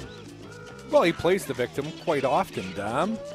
But here's what I would say. Donald Trump normally handles, his messes, let's say, with NDAs, like the one he originally had signed by Stormy Daniels. But we're going there, Dom. Stormy Daniels has a tell-all book, and Stormy Daniels is offering a grotesquely graphic description of Trump's genitals in her salacious new book. And we're going to talk about that next. Earmuffs, kids. Let's talk about the first penis. And I don't mean Dominic. I mean, Trump Jr. More devil's advocates on the other side. You're listening to Real Resistance Radio. This is the show your mother warned you about. I moved on her like a bitch. But especially the women made me feel good. She would not be my first choice, that I can tell you. I'm going to be dating her in 10 years. Join the resistance against dirty carpets. Call Zero Res Madison today for our summer special. Clean and sanitize 3 rooms for only $139. Call 608-848-9000 or schedule online at ZeroResMadison.com. Zero Res, spell it forward or backward, it's the right way to clean. Adopt US Kids presents Multiple Choice Parenting. Your daughter just had her first breakup. Do you A, put yourself in her shoes? How could he do this to you? And for Sheila, she has split ends. B, console her. Oh, sweetie, this is going to happen a lot. 4, maybe 5 more times before you get married. C, take charge. Got to get this all straightened out. Give a little talking to, man to man, mano a mano. Hey, Steve. Is now a good time? No? Okay, no problem. Bye. Or D, help her find a new boyfriend. I know a great place to meet boys. The internet. Nice, single boys. Never mind. How about some ice cream? As a parent, there are no perfect answers. But you don't have to be perfect to be a perfect parent. Thousands of teens in foster care will love you just the same. For more information on how you can adopt, visit adoptuskids.org. A public service announcement from the U.S. Department of Health and Human Services, Adopt U.S. Kids, and the Ad Council. Donna from Louisiana. The storm just hit, and we went from donating to the food bank to needing it. Hunger is a story we can end. End it at feedingamerica.org. Brought to you by Feeding America and the Ad Council. The Earl Ingram Show. Join me at a new time, weekday mornings, for the Earl Ingram Show, 6 a.m. to 8 a.m. on Real Resistance Radio, Monday through Friday, and as always, Saturdays noon to 3. The Earl Ingram Show, streaming live at realresistanceradio.com. Don't miss it. Voice of the voiceless, champion of the working class, the Earl Ingram Show.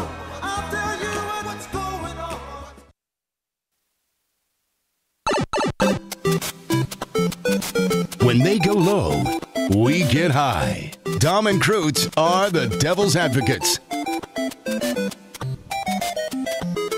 And we are back from the 420 break. Thank you so much for listening to the Devil's Advocates radio show on Real Resistance Radio. You can call us anytime on the party line. Toll free, 844-967-2789. Dominic, I was never a big idiot, but I do enjoy myself some Donkey Kong, and the kids, they love them some Mario Kart. And for those with kids in the car, you may want to get the earmuffs out because we're about to talk about the Don's Dork. We're about to describe the salacious first penis. Do we have to? Do we have to? Is it necessary? Brad Reed, I found this at the Raw Story, Dom, one of my favorite sources. Adult film star Stormy Daniels' new book called Full Disclosure is set to release on October 2nd, and leaked tidbits reveal that it contains graphic descriptions of President Donald Trump's genitals. The Guardian has obtained a copy of the Daniels book, and it includes cringe-inducing descriptions of her night of sex with Trump. And I'm about to make you cringe. So, if you don't want to hear, turn off the radio for like 6 minutes. We'll come back with fine guest John Nichols from the Cap Times and the Nation, but here comes the cringeworthy details for your listening pleasure. Among other things, Daniels writes that Trump's penis is smaller than average, but not freakishly small. She also claims that it is unusual in shape, and it has a huge mushroom head that's like a toadstool. She also says she found herself not at all enjoying her tryst with Trump, as she said she laid there annoyed that I was getting effed by a guy with Yeti pubes and a penis. I insert the word penis for the word she used, like a mushroom character in Mario Kart. I'm the best! In some, Daniels describes the encounter as the least impressive sex I've ever had, but clearly he didn't share that opinion. In what might be an even stranger detail, Daniels claims that Trump in 2007 actually received a call from Hillary Clinton, who at the time was gearing up for a run for the presidency, while she was staying in a hotel room with Trump watching Shark Week on the Discovery Channel. Now, I suspect that's Stormy in the hotel room, not Hillary and Trump. That would truly be a newsworthy story, Dom. To make it, this is a quote from Stormy. To make it crazier, Hillary Clinton called. He had a whole conversation about the race, repeatedly mentioning our plan. Even while he was on the phone with Hillary, his attention kept going back to the sharks. Bright, shiny objects. That is the story. I found it at the Raw Story. Brad Reed, I put it up on our Facebook page for all of your perusal. Yes, thank you, Michael. And any of you Republicans, you Christian conservatives who are concerned about this language on the story, just remember, that's your president you voted for who sleeps with porn stars. Yep. And apparently, both Donald Trump and Michael Cohen, the fixer, have released her from her NDA. The new book publishes October 2nd. I can't wait to bring you more of the salacious details of full disclosure. Stormy Daniels' book about her tryst with the Don. Come back with us, a fine guest. He's John Nichols from the Cap Times, from the Nation. You're welcome, Wisconsin.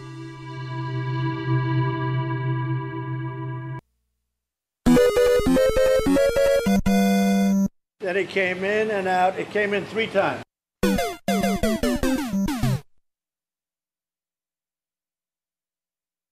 Okie dokie.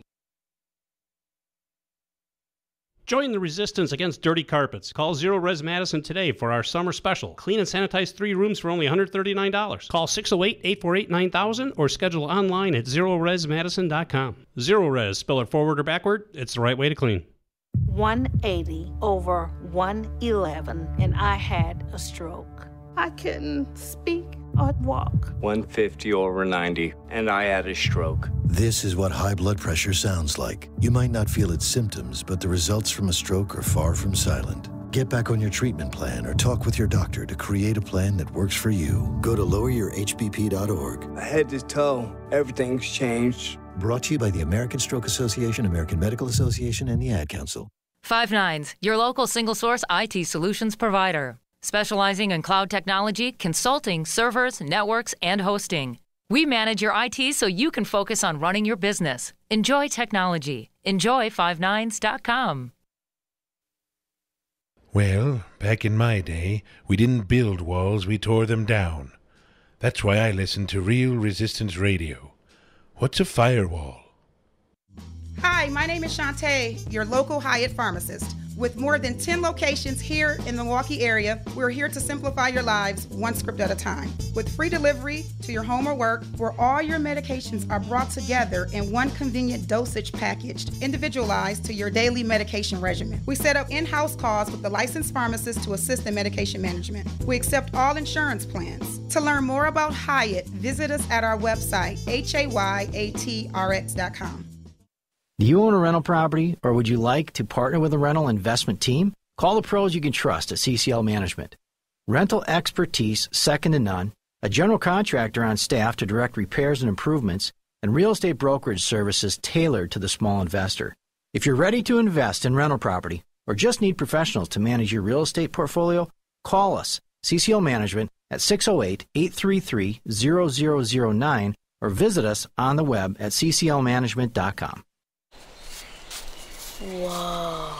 The moment my son saw a redwood tree. It's huge! Is the moment I knew that for him, You can't even see the top of that thing. even the sky has no limit. There are some moments only the forest can inspire. Find yours at discovertheforest.org. Learn about forests near you and discover cool things to do when you go. Your moment is out there.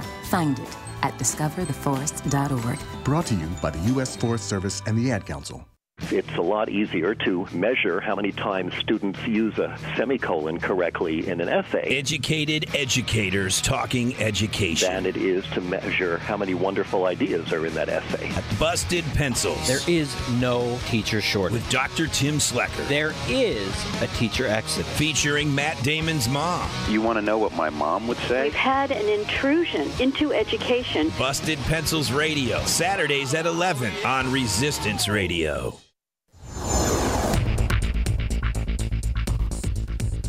For Real Resistance Radio, my name is Keith Gostad. Two women who say they were sexually harassed by the husband of UW-Whitewater Chancellor are calling on her to resign. One of the women is a city council member in Whitewater and was a student when she was first harassed by Pete Hill. The Milwaukee Journal-Sentinel reported a few days ago that Hill had been stripped of his title at the university and banned from campus. Chancellor Beverly Copper has been in that position since July of 2015. Tuesday, rain likely, highs in the low 70s in Milwaukee, upper 70s in Madison. Tonight, cloudy, lows in the 60s. Wednesday, cloudy with scattered showers, highs in the upper 60s, low 70s in Madison. Thursday, partly sunny with scattered showers, highs in the low 80s. For Real Resistance Radio, my name is Keith Gostad.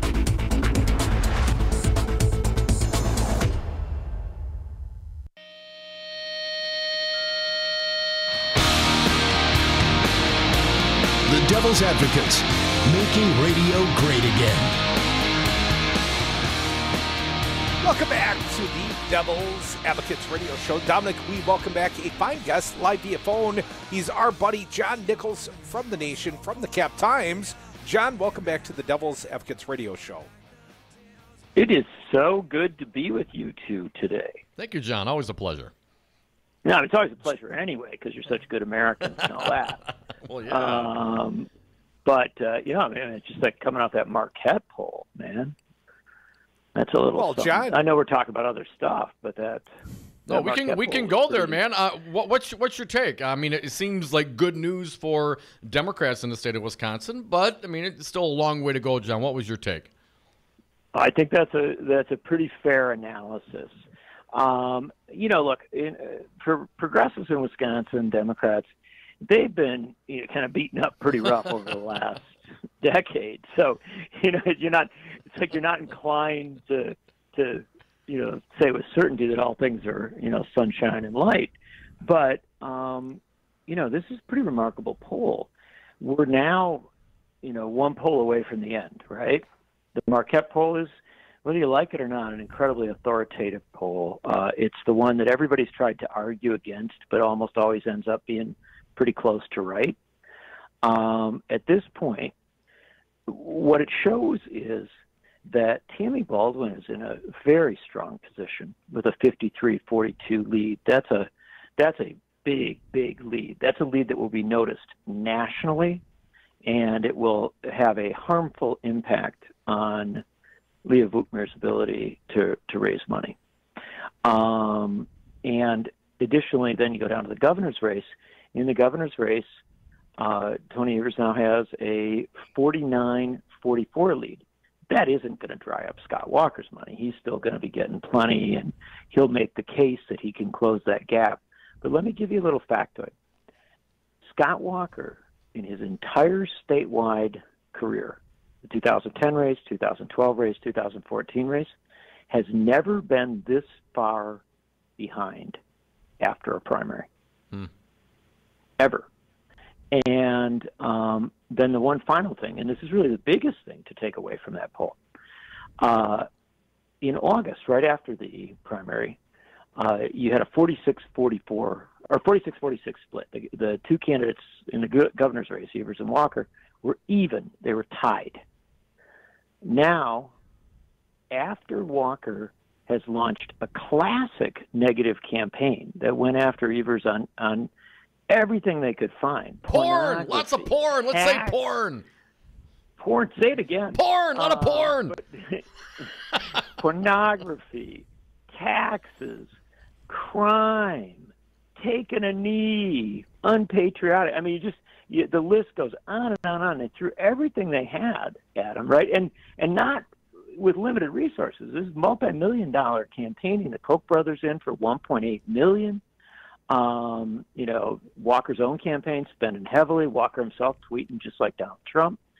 And instead of, burying Evers or at least holding Evers in place, Walker's dropped 2 points and Evers is up 3 points, and Walker's negatives have spiked to 52%.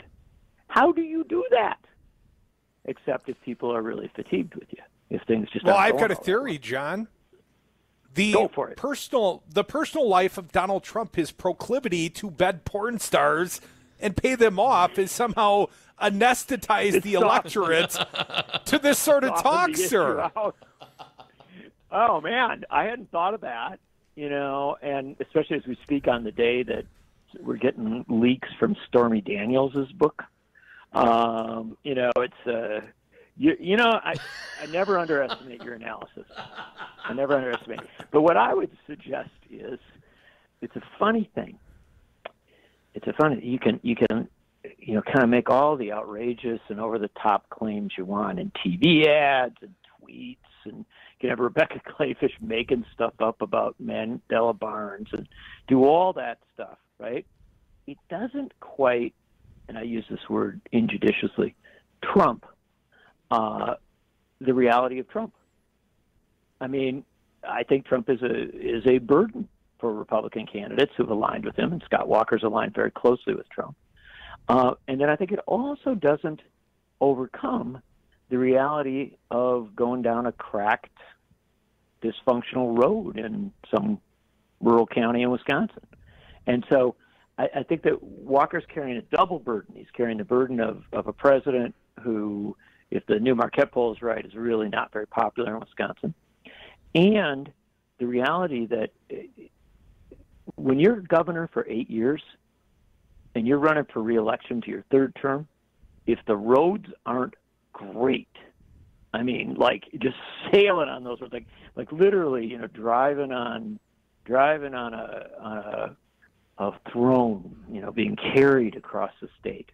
If they aren't that good, people are going to say, what has this guy been doing for the last 8 years?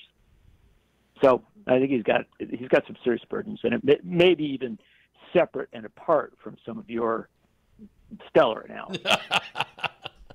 John, I got to think the internal polling over at the Walker campaign, I got to think it's bad.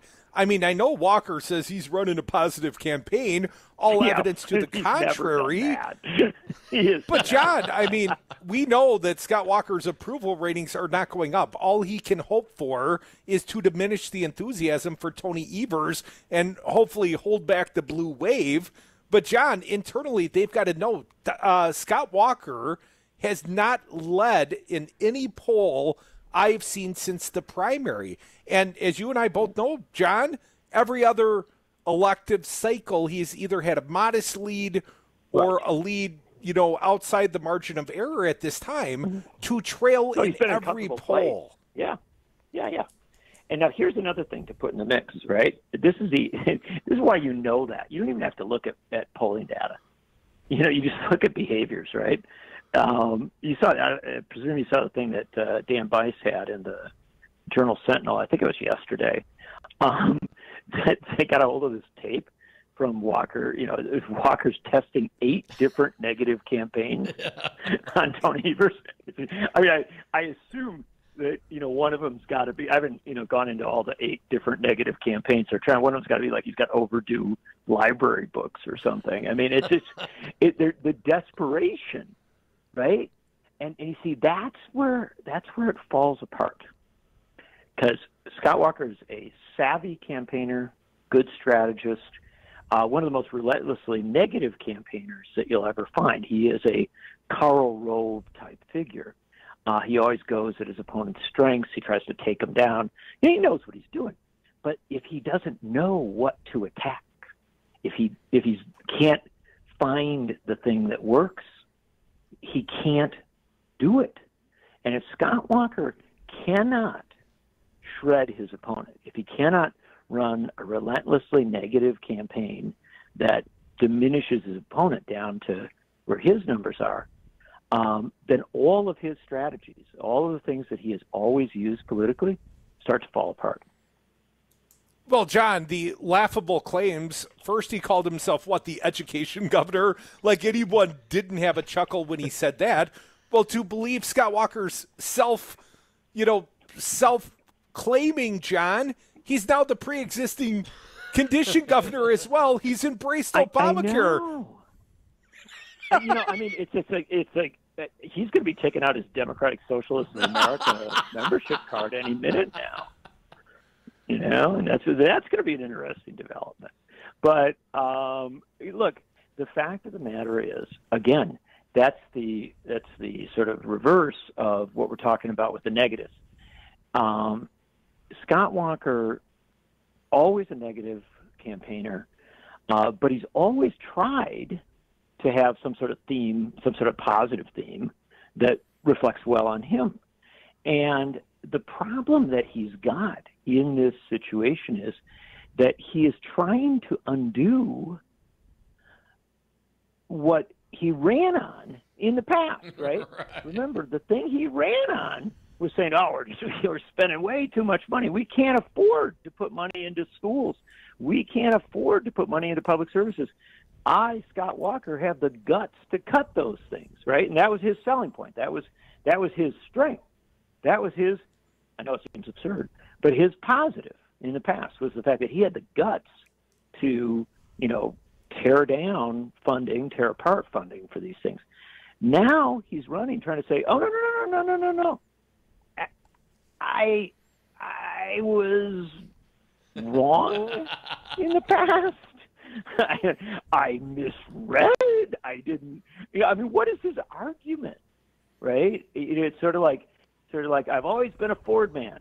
I drive Ford. There's no other car but a Ford. If you don't have a Ford, you shouldn't be on the road. Oh, hey, look, I just got a Chevy. It doesn't. You can't spend a lifetime telling you're a Packers fan and then suddenly, come out in your Bears T-shirt. Well, Scott Walker literally did that while running for president. Folks, we are the Devil's Advocates. We got to find guests live via phone. Pardon me, John. Don't mean to interrupt. That's John Nichols trying to react to my statement. John Nichols from The Nation, from the Cap Times. He's a friend of ours. But, John, I wanted to talk about a piece you wrote. Sure. This new Supreme Court Justice, Brett Kavanaugh, seemed like a slam dunk for the Republicans. Well, he's not a justice yet. I thought on Thursday he would be well on his way. I thought he was well on his way, John, and I thought this was a political winner of sorts for the Republicans. Preserve our control over the U.S. Supreme Court. But, John, suddenly this slam dunk is turned into, a brick. And Kavanaugh is now going to have to face the music of an accuser, perhaps, in open televised testimony on Monday. Now, John, how is guys like Scott Walker, guys like Donald Trump, how are they going to run away from this candidate if this accuser comes off as credible on Monday? Well, that's where it really gets to be difficult. They're sort of all in on this one. And this is one that becomes very problematic, by the way, for Leah Vukmir.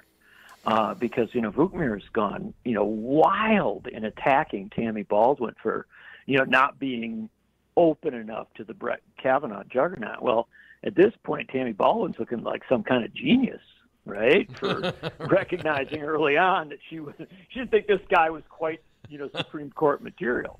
And so Vukmir's whole attack starts to, look not very solid at this point. Similarly for, Trump and Walker, this is a problematic thing because you're gonna take a week, maybe 2 weeks out of the fall campaign, and you're going to be arguing for putting a guy on the Supreme Court who faces some pretty serious charges, and from by all accounts, a very credible witness, very credible college professor, somebody who has come forward not only with her own story, which is compelling and certainly worthy of hearing, but also with a polygraph test, with notes suggesting that she spoke about this, many years ago, or at least elements of this many years ago. I mean, this is a powerful, powerful challenge to Brett Kavanaugh's credibility, to his veracity, right? It's a guy who says, remember, his line isn't, I did something horrible in the past, I'm really apologetic, I was a kid. So he's not saying that. He's saying this never happened. No, wasn't even there. Made up. Right. Now, so now you've ended up, you got a clear standoff. It's one or the other. There's no middle ground here. And that is that's a profound place to have your nominee for Supreme Court. And then let me add one other element of it for what it's worth. He also faces a sort of a secondary line of concern about the fact that he lied repeatedly to the U.S. Senate in order to preserve his past nominations for the federal bench. Russ Feingold has, I think it's just today, written a piece, pointing out where, it's now clear things that Brett Kavanaugh said were not true when he testified.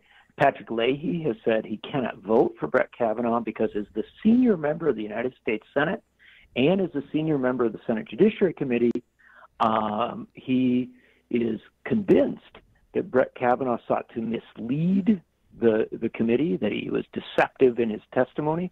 Dianne Feinstein has said the same. I mean, again and again, what you've ended up here with is a tremendous amount of evidence that this guy that they've tried to present as the most vetted, as the most, kind of clean-cut, perfect nominee, it looks to be the political wheeler-dealer that he is. John, I guess this is a former Bush administration Karl Rove, partner here. This is what I don't understand. I mean, some of these things that he has misled about, I mean, there's seems to be email evidence that he was aware of the goings on. I mean, how can he still be a credible candidate, even to the Republicans, when you have this other evidence that would say, well, he seems both of these things can't be true? Well, this is where it gets really serious, too, right? Because it's clear that the emails that have come out, which he did not expect to have come out, and which, frankly, he and others tried very, very hard to keep secret, the emails that have come out show that he was aware of the things he was asked about and just kind of swore up and down he knew nothing about and he wasn't aware of and that he didn't do. Well, so you've caught him in what certainly appears to be either deliberate deception or the worst memory ever for a potential Supreme Court justice. And so you got him there. But then here's one other thing to put in the mix. On Monday, Brett Kavanaugh is going to presumably, we don't know where it all ends up, presumably testify that what Dr. Ford, this college professor has stepped up, what Dr. Ford is saying isn't true. Right? That he knows what she's saying isn't true, that it never happened. She will say it is true and it did happen. Brett Kavanaugh is a guy who we know from past experience has apparently had a little problem with being truthful with the Senate Judiciary Committee. And so this combination of the fact that he's in this high-stakes position where he's going to be asking people to believe him, to put their faith in him, right? That just take his word for it. When at the same time, those senators that are sitting there know that he sought to deceive them, that he set out to deceive them on another issue. this is a very bad place to be. And I think that it is. We don't know where this is going to turn out, and I don't want to convict anybody ahead of the. And I think you hear. I'm certain that he sought to mislead the Judiciary Committee on these issues of past involvement in some of the things as regards to the Bush administration. We will see where it ends up with the testimony on Monday. But here's what I would say to you. Where we're headed is a situation where if the Democrats on the committee, and frankly even maybe a Republican like Jeff Flake, are open to discussing the credibility, the veracity, the believableness of Brett Kavanaugh, in combination with what I think is going to be very, very powerful testimony from Dr. Ford,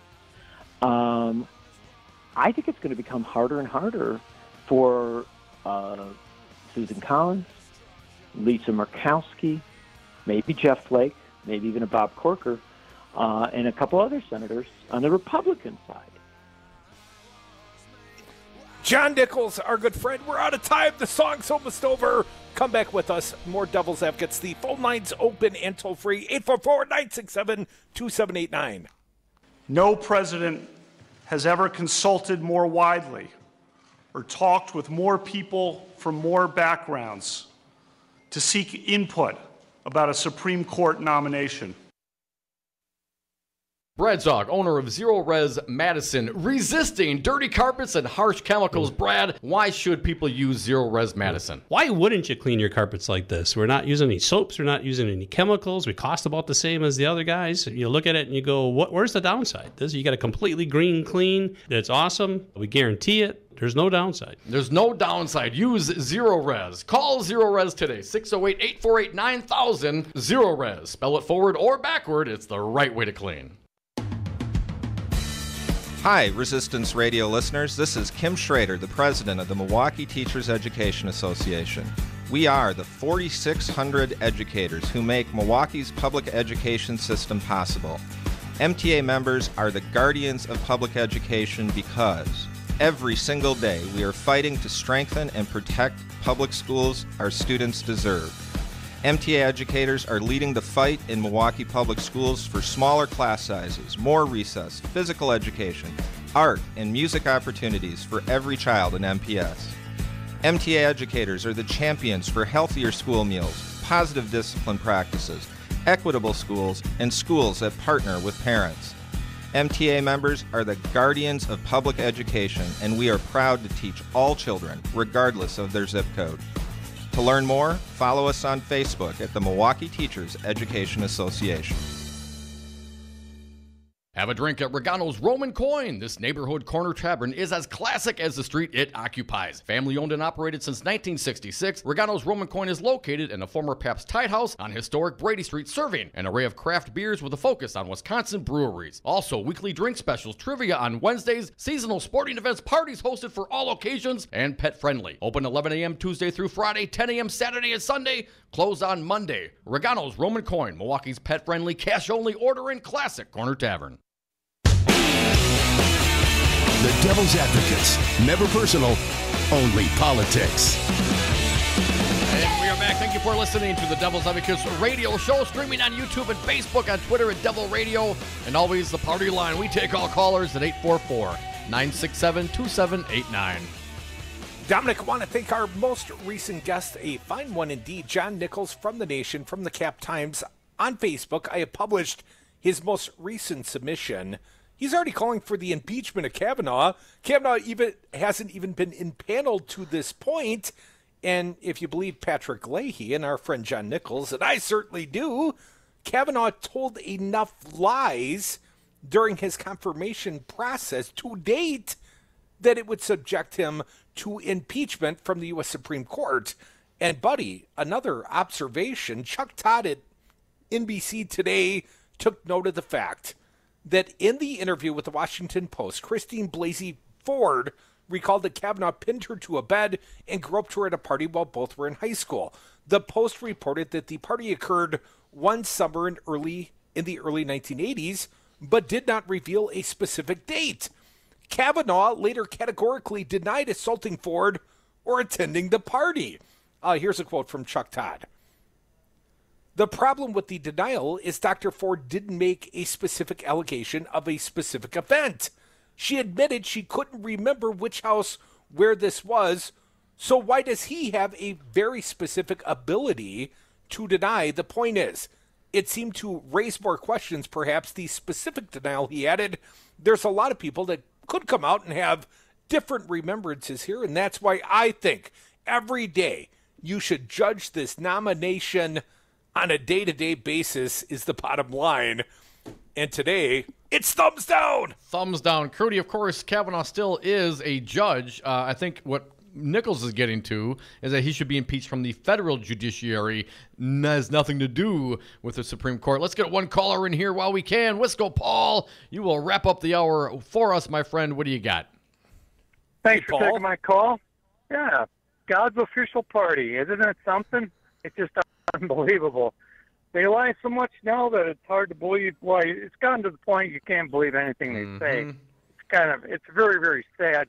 And isn't there going to be any ramification for just shoving all this stuff down people's throats, including the Supreme Court? Dude, I mean, they're just going to shove it down your throat. There's got to be ramifications for that. And thanks for taking my call. I'll let you guys go. All right, thanks, Paul. Well, Paul, first of all, Shakira's hips don't lie, and the roads don't lie. They're awful in the state of Wisconsin.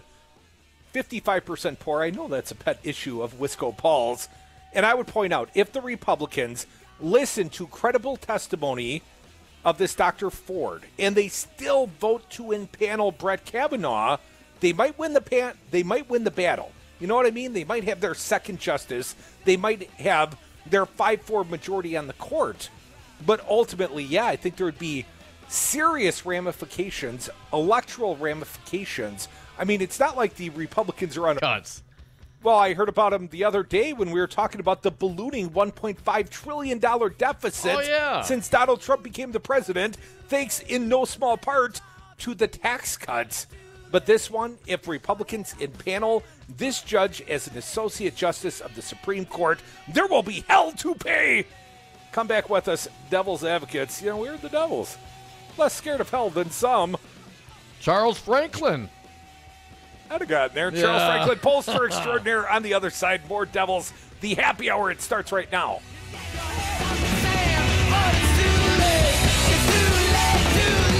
You are a madman. I want to party with you, cowboy. The two of us together, forget We're it. going to be friends for a long, long period of time. Here in the Badger State, we have our own expressions. When we're looking to go on vacation, we state, well, let's go up north. Hello, this is Tom Bennett, president of Teamsters Local 200. Here in the Badger State, we also have another expression, union yes. The strength of the labor movement depends on elected officials here in Wisconsin and Washington, D.C. that support the values of working families that raise the standards for all. Give us a call at Teamsters Local 200 at 414-771-6363 or visit our website at www.teamsterslocal200.com or on Facebook at Teamsters Local 200. Be engaged. Have you outgrown your house? Are you sick of apartment living? Not ready to buy but know you need to move? Hi, folks. This is Tom Hartman for CCL Management in Middleton. You should consider moving up to one of the finer rental homes CCL Management represents. Unique houses and condos, always clean. Most are pet-friendly. Visit cclmanagement.com today to find your new home. CCL Management, Dane County's premier leasing and property management company. Call CCL Management at 833-0009. That's 833-0009. Or visit cclmanagement.com today. You are listening to Real Resistance Radio, WRRD 1510 AM Waukesha and WTTN 1580 AM Columbus. Always streaming at realresistanceradio.com. The Kavanaugh hearing, Florence aftermath. I'm Ann Cates. The Senate Judiciary Committee is waiting for a response from the woman who accused Supreme Court nominee Brett Kavanaugh of sexual misconduct. Correspondent Phil Mattingly reports Democrats are at odds with the GOP over the hearing scheduled for next week. Republican leaders have made clear this is the venue, this is the opportunity for Christine Blasey Ford to lay out her allegations.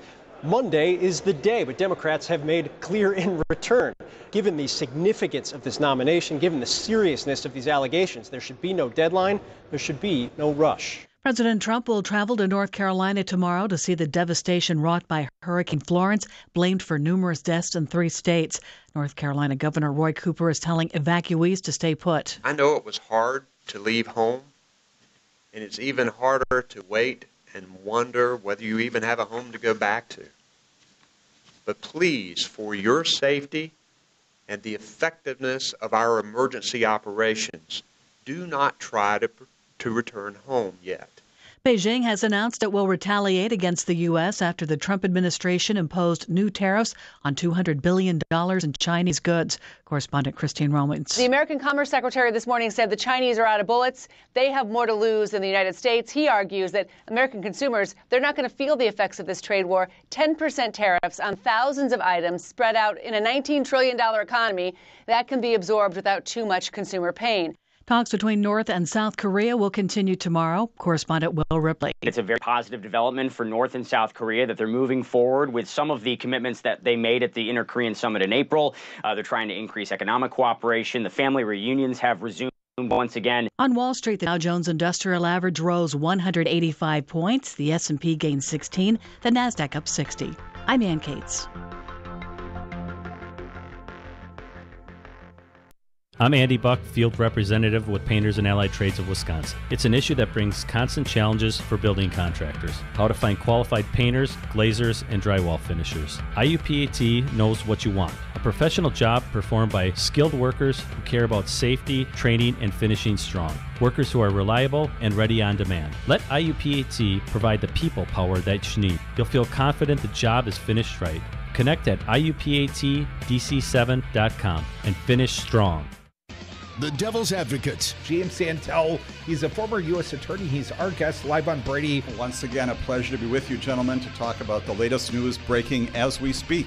The FBI raided Michael Cohen, Trump's personal attorney, but once they got there, then they went back and got a more thorough warrant and said, we'll take everything. My first reaction is you need to teach criminal constitutional law. You've got it just right in terms of the process. They are kind of a big deal. This is a really big deal. Papa John's is out with a new ad campaign. The pizza chain hopes will distance it from its founder. The new commercial replaces the longtime face of the company with a diverse group of franchisees. You've heard one voice of Papa John's for a long time. It's time you heard from all of us. The pizza chain began removing founder John Schnatter from its logos, pizza boxes, and restaurants this summer after a report said he used a racial slur during a media training session. Schnatter, who apologized for the slur, said it was taken out of context. He remains the company's biggest shareholder. I'm TJ Coutini. Bob Woodward's Fear is already a million seller. Simon & Schuster announced today that Woodward's tell-all book about chaos in the Trump White House has sold more than 1 million copies just a week after publication.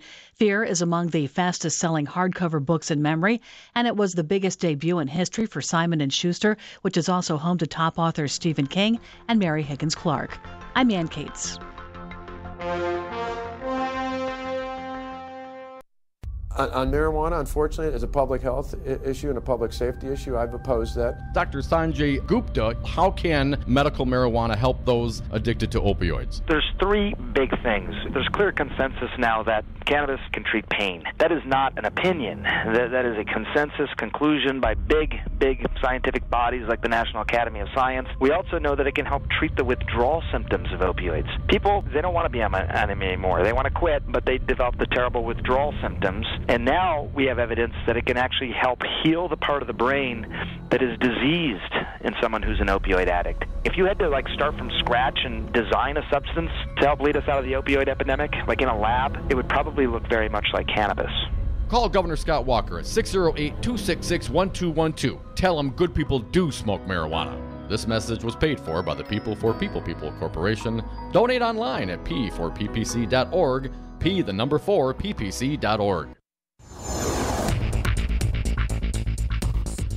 For Real Resistance Radio, my name is Keith Gosted.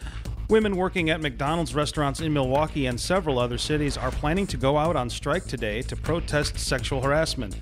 They are demanding that the company do more to protect them. The women say supervisors grope them, ask for sex, and expose themselves on the job. They say when they report the behavior, nothing is done, and they sometimes are the victims of retaliation.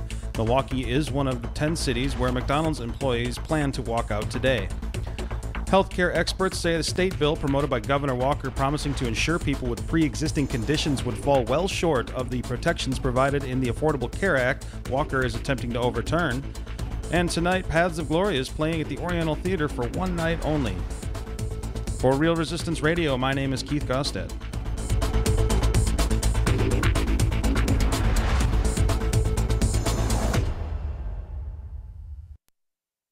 The following program is a presentation of DC Communications, LLC. Warning, you are about to listen to the greatest radio show ever.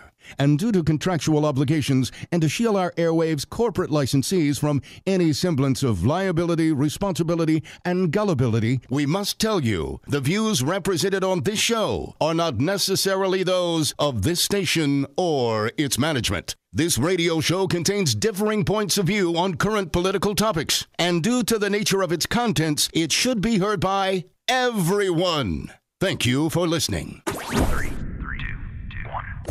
Now live from the heart of liberal Wisconsin, where the political party is just beginning, welcome to the Devil's Advocate Show. Best friends proving it's never personal, only politics. Please allow me to introduce myself. Now here are your hosts, Dom and Crute. Welcome back to the Devil's Advocates Radio Show. Dominic, we are sliding into the 5 o'clock happy hour, and you know I get downright giddy every time a Marquette University Law School poll drops, and we've got the pollster extraordinaire. We've got Charles Franklin. He's the director of the MU poll. We welcome him back. Charles, welcome to the happy hour. Hey, I'm ready for happy hour. Let's do this. Outstanding, sir. Well, everyone's waiting on the edge of their seats, those that didn't see the polling drop earlier today. Let's start with the top of the ticket. Charles Franklin, how's Scott Walker v. Tony Evers? How's that race shaping up? Well, he's a bit Walker is underwater. Evers is ahead by 5 points, 49-44. In fairness, that's a little inside the margin of error, but that's up from a 46-46 tie in August. But also in June, we had Walker ahead by 2 with likely voters, tied last month, and now Evers ahead by 5 in this month's poll. So we've seen a trend there steadily moving in a Democratic direction over that period. Part of that is a little more Democratic enthusiasm this time than we saw last time. But we've also had other polls besides mine that have seen a 5-point, a 4-point, and I think 2 with a 2-point Evers advantage. So the idea that this race is still pretty tight, but it's somewhere in the single-digit, maybe low single-digit Evers advantage, that's pretty good for Democrats right now. Charles, what about the favorability rating of Scott Walker? I always use that as something of a litmus test. It would seem it's on the downward. It is a bit. It's 45-52 with likely voters right now. You remember that Walker is often a point or 2 more favorable than unfavorable. Maybe in good periods he's 4 or 5 points more favorable. But in the 2015-2016 period, he fell way down, very unfavorable, down in approval as well. He's built that back up over the latter part of 2016 and 2017 and so far in 18, had gotten up to about even or a little bit above water. So this is a drop-off for him to go from about even in favorability or job approval to now underwater by a few points. Well, I am certainly encouraged by the Evers and Walker race, but the one that's really got me excited, Tammy Baldwin has a definitive lead now over Leah Vukmer. What's the polling find, Charles? That is quite a change. In August, it was Baldwin by just 2 with likely voters, 49-47, though she was up by 9 with registered voters in August. Now she's up by 11 with likely voters, 53-42, so she's over the 50% mark. That's a pretty big swing in just a month from +2 to +11.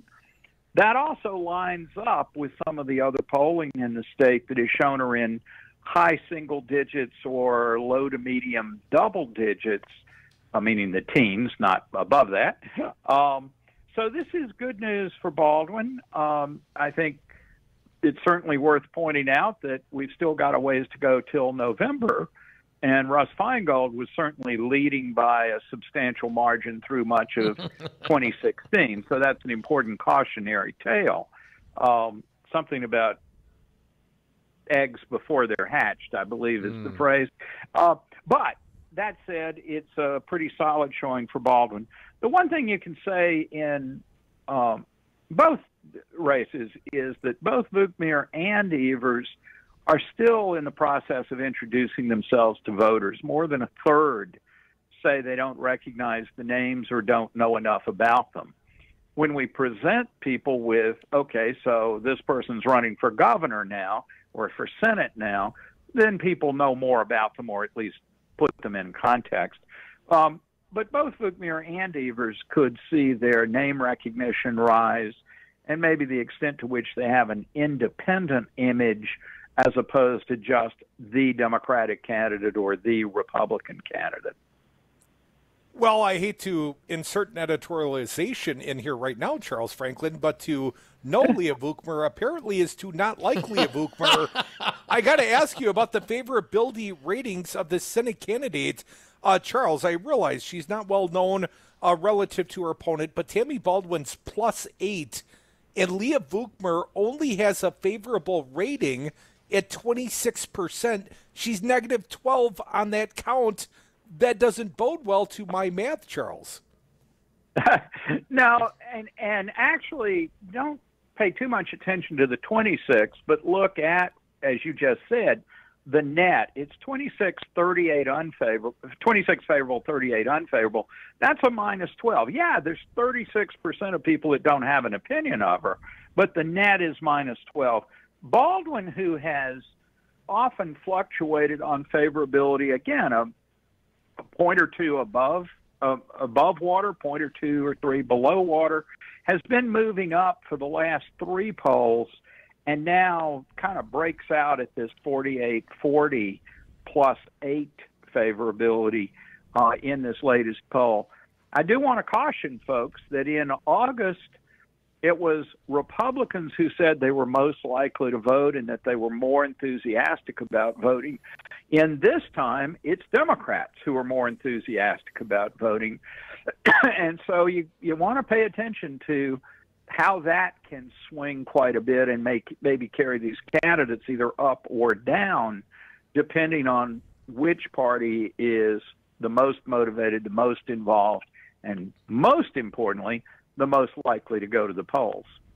Folks, you are listening to the Devil's Advocates radio show on Real Resistance Radio. Charles Franklin, he's the director of the Marquette University Law School poll, and he joins us on the phone. Charles, I always like to look at the independents. How are the independents looking regarding the Senate race and the gubernatorial race at this most recent poll? Yeah, they're leaning pretty heavily in the Democratic direction, and in fact are driving most of these results. Especially in the governor's race, 94% of Republicans are going for Walker, 93% of Democrats are going for Evers. That just doesn't leave very much for either of the partisans to make much difference. I don't make many predictions, but I'm pretty sure both of those numbers are going to stay north of 90 through the election. But it's independents who can change and do change. In this poll, they're at 52 for Evers, 32 for Walker, an enormous 20-point gap. Now, that group was leaning towards Evers in the August poll, but they've certainly lined up for Evers in this one. But, you know, independents are not deeply rooted in the party, and events of the campaign or national events could still move these folks around. And the other part is independents are the people that it's hardest to get to go to vote. You know, Democrats and Republicans are very likely to turn out, but the independents who could be really important here are subject not only to swinging to the Democrat or swinging to the Republican, they're also potentially non-voters, or if the right forces hit them, likely voters. So which is it? How do they change? they're going to play a big role in the rest of the campaign because partisans are so strongly rooted in their sides. Charles, noted you did an attorney general polling. If there was one dark side for the lefties or the progressives here, Josh Kaul, not very well known, but it seems to be, although not well known, not trailing by perhaps as far as he should be. To my math, Charles, what'd you find out there? Right. That's right, but he is trailing. With Kaul, who's the Democratic nominee for Attorney General, only 12% recognized his name and had an opinion of him. 87% didn't. That is down from 91% a month ago. The fact that he trails Brad Schimel 48-41 for Kaul is an indication that when we ask people, are you going to vote for the Republican candidate Brad Schimel or the Democratic candidate Josh Kaul, then Kaul gets 41% of the vote, even though people don't spontaneously recognize his name. But if anybody could benefit from an upturn in visibility, I think it's him. I do think it's kind of interesting in our data that the same set of likely voters are +5 for Evers and +11 for Baldwin, but they're also +7 for Schimel here. So that's showing you that across these three races, it's not just partisanship alone that's driving our results. Otherwise, all of them would line up with exactly the same party split. But really, the individuals in the race, the details of the race, how well known the race is, and how does that filter through, especially with those independents I'm talking about who, carry the difference. And in the AG's race, the Attorney General's race, independents are going for Schimel by 36-44, 44 for Schimel. And so there's part of the balance of power there. Well, I got to ask you, Charles, about the big enchilada, the approval rating of Donald Trump. This one makes me a little cynical. Perhaps you've oversampled Republicans, Charles. 42% approval, that still seems extremely high for the president under the circumstances, sir. I realize that until it goes to 0, you're going to say I'm oversampling Republicans. So I'll work on that. Yeah, but it's down 3 points, and his unfavorable's up 3, or his disapproval up 3. It's 42-54. It was 45-51 last month. The important thing here is that that's in line with the other changes we see in the survey, but it's also in line with the national polling where Trump's average approval had risen from December through May and was pretty flat over the middle part of the summer at about 42% approval. But in the last 6 weeks or so, it has come down to 39%. That's the biggest downward movement and sustained downward movement that we've seen since the spring of 2017. Yeah. Spring and summer of 2017 was the last time he was trending down substantially. So I don't know whether this will continue or not. But those national forces that may be driving down Trump's numbers right now are also the national forces that are pushing all three of our statewide races towards the Democrats and away from the Republicans. And that means the campaigns themselves are having to deal with this national force that they can't really control, but it's affecting their races nonetheless. Well, Charles, perhaps the issue that is affecting Trump's approval in the state of Wisconsin, the trade war, the tariffs, the application of boycotting Harley-Davidson, people do not support that position, at least not those you polled. No, that's right. The tariffs, only 31% think they're good for the economy. 52% think they hurt the economy. Republicans are more positive about that. We're up to, I think it's 59% of Republicans said they supported the tariffs or thought they'd be good for the economy. So there's that. Democrats in the state have often reflected the sort of union views of trade and have often been more skeptical of trade or free trade agreements in particular. But what we see, I think, in this poll is that both tariffs and a broader question on whether you think free trade agreements are good or bad. Democrats are really the free trade party in answering these questions, and Republicans have mostly gotten in line behind Trump. Well, Charles, there's one issue that seems to be driving, if nothing else, the Senate race, healthcare and the Affordable Care Act. And suddenly that's a lot more popular than it once was, especially here in the Marquette polling. That's right. Again, national data as well as the Marquette data, when we ask about favorable or unfavorable view of ACA or Obamacare, that's been underwater from 2010 until late in 2016. But opinion changed when control of the White House changed, and national data has consistently shown favorability over a 10-point, a plus 10 net favorability on it. Ours is a lot closer, 47-45. But I think the key question is, what are you going to do about it? And on that, in this poll, 4% say keep it as it is, but a big 55% say keep it but improve it. And then only 25% want to repeal and replace, and just 10% repeal altogether.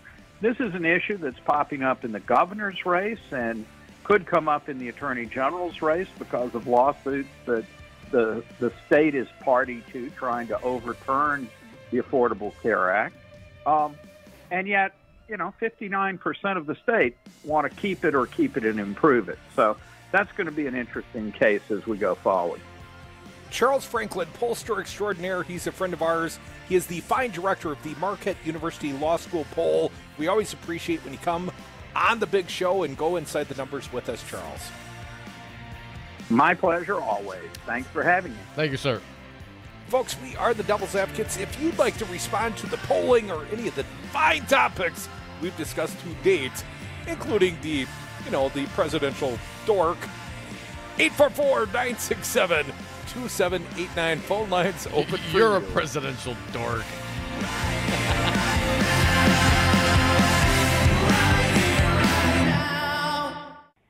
And a few final questions for statistical purposes only. Are you or is any member of your household a member of a labor union? The number's probably 28, 29, as high as 35. In fact, I even heard recently 42%. Because 1 in 5 black men will be diagnosed with prostate cancer within their lifetime, the Prostate Health Education Network joins with Froedtert and the Medical College of Wisconsin to present the Prostate Health Education Symposium. This free event will be held on Saturday, September 29th from 8 a.m. until noon at Pilgrim Rest Baptist Church, 3456 North 38th Street in Milwaukee. A complimentary breakfast, caregivers, and loved ones on how to best support these men. Attend to learn from experts, ask questions, and get the knowledge you need. For more information and to register, please call 414-955-8819. That's 414-955-8819, or visit prostatehealthed.org. Getting a raise at work shouldn't mean paying more for healthcare and taking home less. Badger Care is arguably the best and most cost-effective health plan out there, but it's not an option for most of us. Lillian Cheeseman is fighting for us to change this. Lillian is committed to making Badger Care accessible and affordable to anyone in Wisconsin without income qualifiers at an affordable price. Let's cut the red tape on Badger Care and work for a healthier Wisconsin. Be a real Wisconsinite and vote for Cheese for Assembly 15th on November 6th. Paid for by Friends of Cheeseman. The Resistance is live 7 days a week here on Real Resistance Radio. Tune in Sundays for Meet the Press with Chuck Todd from 11 a.m. to noon.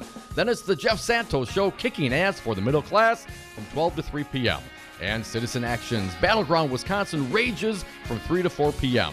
Get your groove on with Stu Man PM, politics and music, 4 to 6 p.m. with Stu Daniels. Mandatory listening, always streaming at realresistanceradio.com.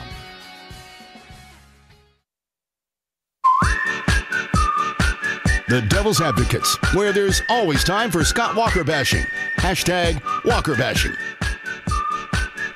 And we are back. Thank you for listening to the Devil's Advocates radio show, Real Resistance Radio. You can join us on the party line, toll-free 844-967-2789. Dominic, I want to thank our most recent guest, the fine one. We always appreciate the generosity of Charles Franklin's time when he drops an MU Law School poll and then he comes on the Devil's Advocates. That is his custom, and we appreciate it.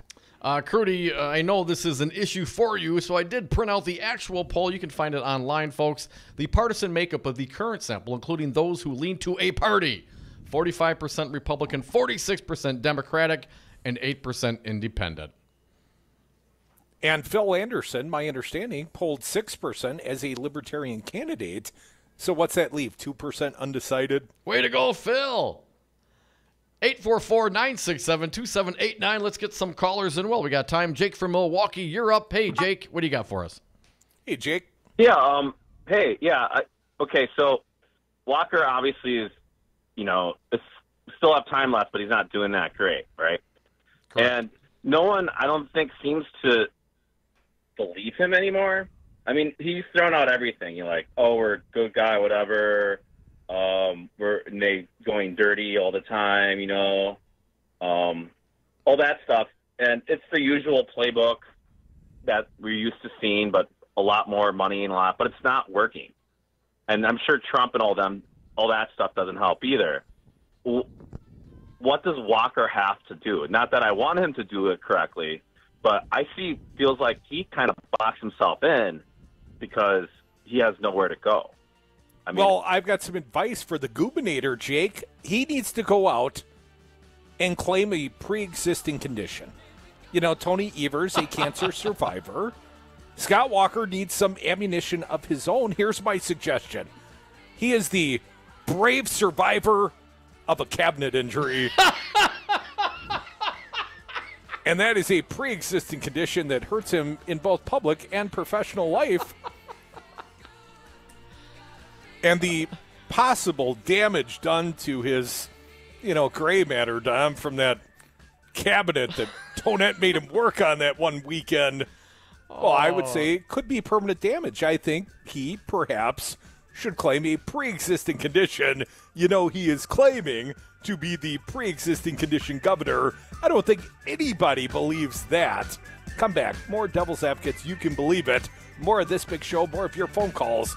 844-967-2789. Are you with me? No, I'm not going to join a Zero res. Spell it forward or backward. It's the right way to clean. Looking for a job worth talking about? Teaching is creative, collaborative, and intellectual. With my clothes on. Most party fouls are pretty dumb, but if you decide to drink and drive underage, you could lose your license and your freedom. Learn more at ultimatepartyfoul.org. Brought to you by the National Highway Traffic Safety Administration and the Ad Council. 5 Nines, your local single-source IT solutions. 5nines.com. Well, back in my day, we didn't build walls, we tore them down. That's why I listen to Real Resistance Radio. What's a firewall? Do you own a rental property, or would you like to partner with a rental investment team? Call the pros you can trust at CCL Management. Rental expertise second to none, a general contractor on staff to direct repairs and improvements, and real estate brokerage services tailored to the small investor. If you're ready to invest in rental property or just need professionals to manage your real estate portfolio, call us, CCL Management, at 608-833-0009 or visit us on the web at cclmanagement.com. Have a drink at Regano's Roman Coin. This neighborhood corner tavern is as classic as the street it occupies. Family owned and operated since 1966, Regano's Roman Coin is located in a former Pabst Tide House on historic Brady Street, serving an array of craft beers with a focus on Wisconsin breweries. Also, weekly drink specials, trivia on Wednesdays, seasonal sporting events, parties hosted for all occasions, and pet friendly. Open 11 a.m. Tuesday through Friday, 10 a.m. Saturday and Sunday, closed on Monday. Regano's Roman Coin, Milwaukee's pet friendly, cash only order and classic corner tavern. Imagine being fired because of who you love. Imagine being denied medical treatment because of who you marry. Imagine being evicted because of who you are. Millions of Americans don't have to imagine this. They have to live it. Because in 31 states, it's legal to discriminate against LGBT people.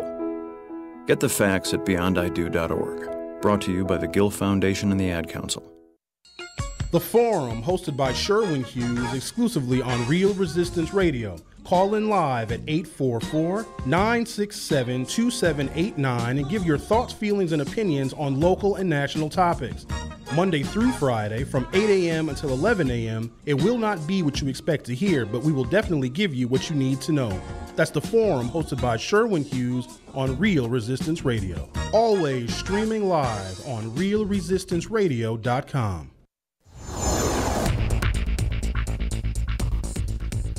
For Real Resistance Radio, my name is Keith Gosted.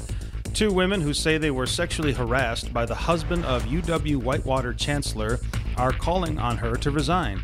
One of the women is a city council member in Whitewater and was a student when she was first harassed by Pete Hill.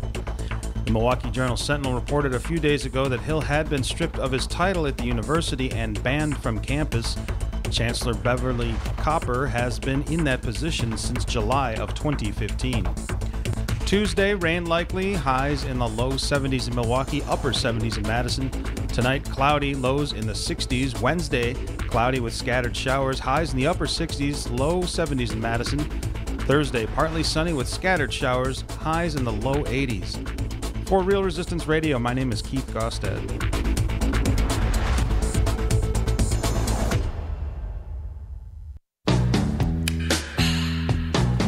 The big and tall of political talk. Dom and Crute are the Devil's Advocates.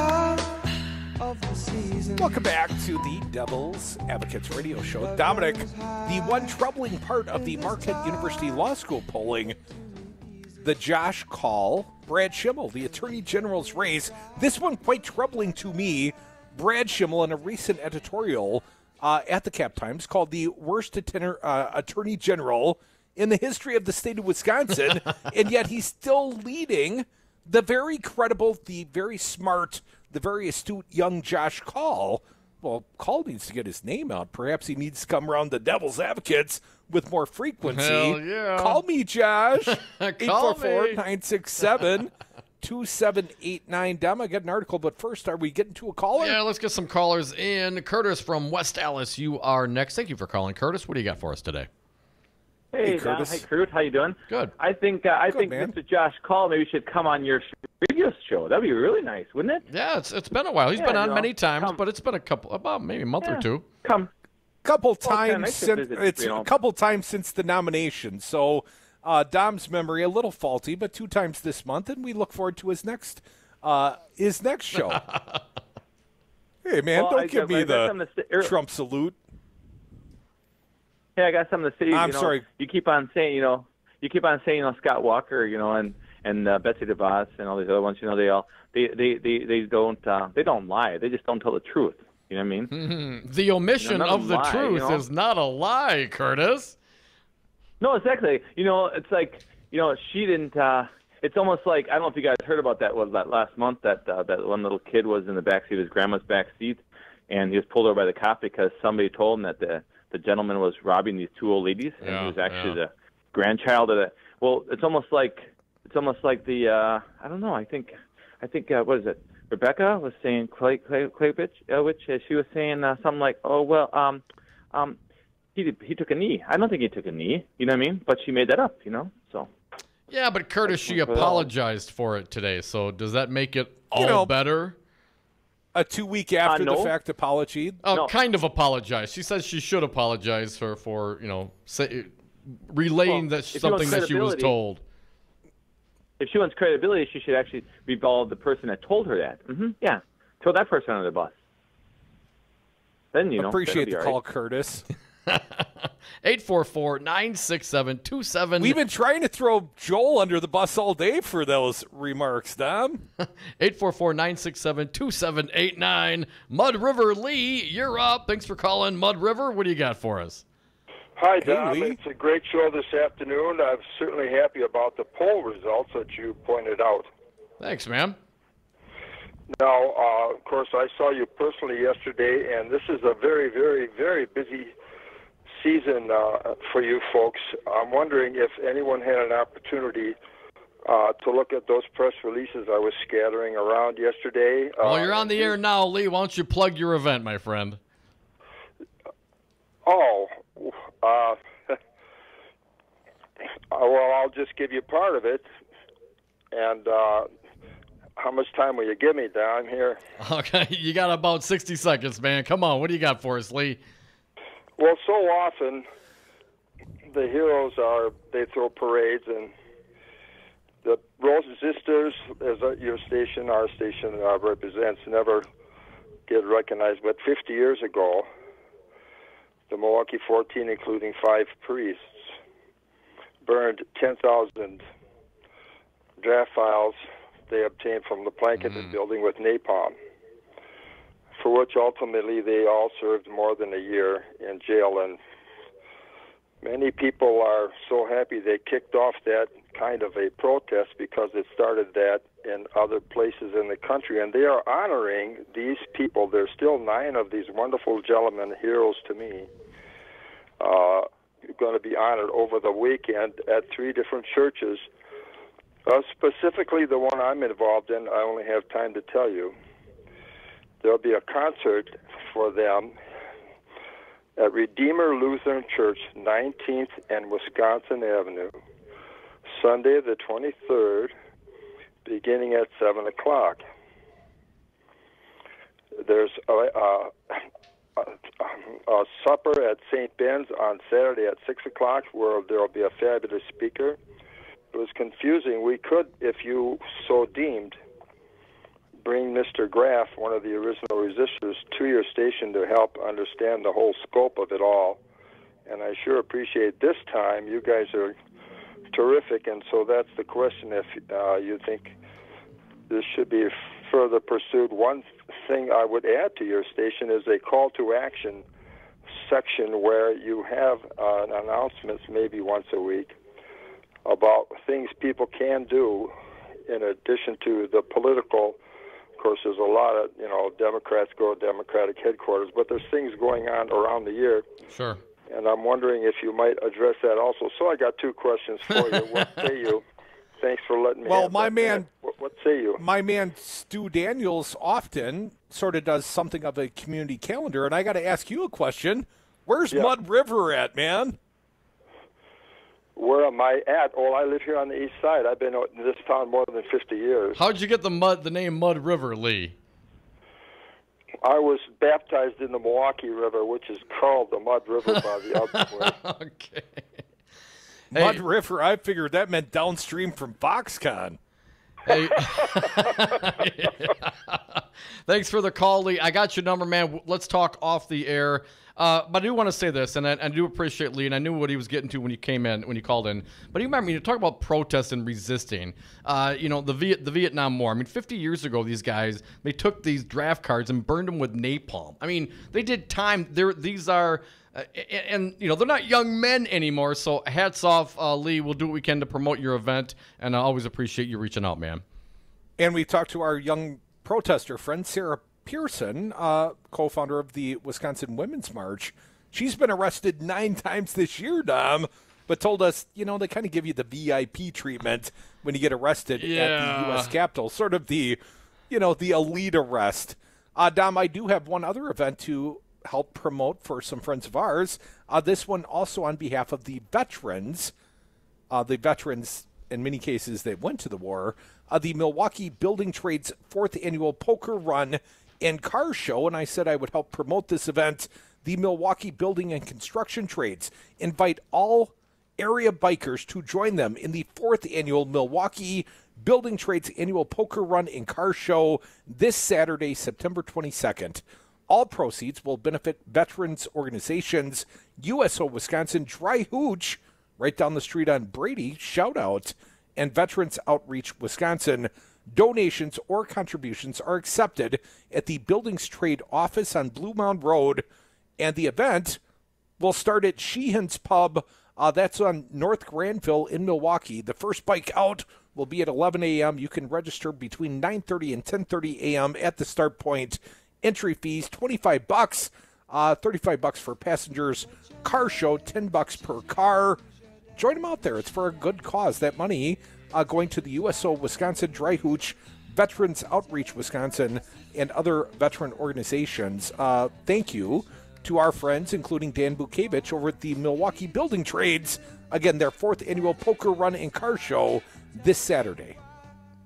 All right, Crudy, we got some Schimmel bashing to do. I thought maybe now would be a good time. Maybe reset and get our mind to it. I mean, Josh Call, come on, man. You're losing to the worst AG in Wisconsin's history? Come around, man. We can help you out. I think that man seriously needs a Devil's Advocates bump. Josh Call, like I said, call me. 844-967-2789. That's the political party line. It's open for your phone call or text.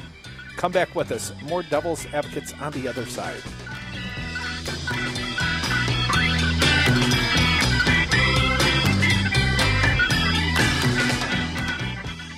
If I can take on 100,000 protesters, I can do the same across the world. And when I see Scott Walker with his little motorcycle and he puts his helmet on and he gets off and he makes his speech, but he's always riding like, he gets off a bike like he's a big tough guy. Okay, or a little tough guy.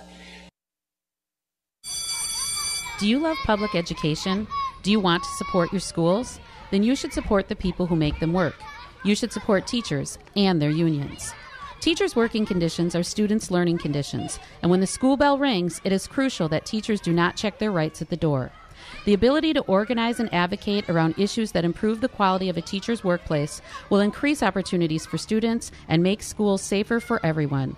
Stand with teachers, stand with WEAC Region 7. Take a look under your bed. Find stuff under there? What about jobs? No? Now try your basement. There's a pair of overalls that overall you're not so into anymore. A perfectly good laptop that hasn't sat in your lap in months. And even more stuff, but still no jobs? Well, you really have both. See, stuff is defined as household articles considered as a group. Sometimes this stuff is no longer needed. Wait, no longer needed? That can't be right. Because remember those jobs you were looking for? Those are really needed, and they're the stuff inside your stuff. Even inside that winter coat that moved with you to Phoenix. Our job is to unlock those jobs, and it starts when you donate your stuff to your local Goodwill. Here's how we do it. When you donate to Goodwill, we sell your stuff to provide job training for people right here in your community. So just by teaming up with Goodwill, you help create jobs. And isn't that worth parting with the leftover keytar from your 80s cover band? Goodwill. Donate stuff, create jobs. Find your nearest donation center at goodwill.org. A message from Goodwill and the Ad Council.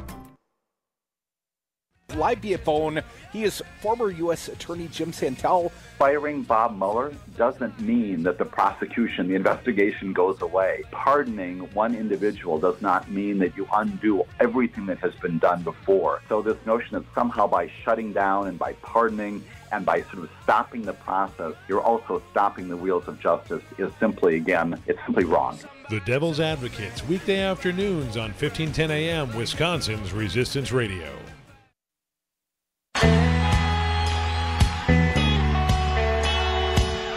The Devil's Advocates, because freedom. And we are back. Thank you for listening to the Devil's Advocates radio show, Real Resistance Radio. I got a piece we want to get to, but we can still get to some of your calls as well. Last segment of the day, so now is your time at 844-967-2789. Dominic, our friend Bruce Murphy, journalist at the online daily urbanmilwaukee.com. This headline appears on Murphy's Law. Schimmel spoil system. Government employees work for us, the citizens, whose taxes pay their salaries.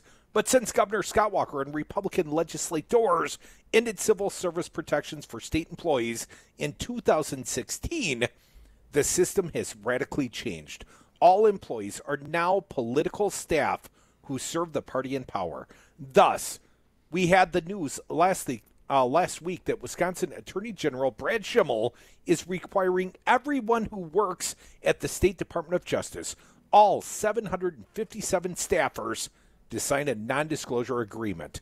It is essentially a gag order. The agreement stipulates that employees may information, none of which is defined.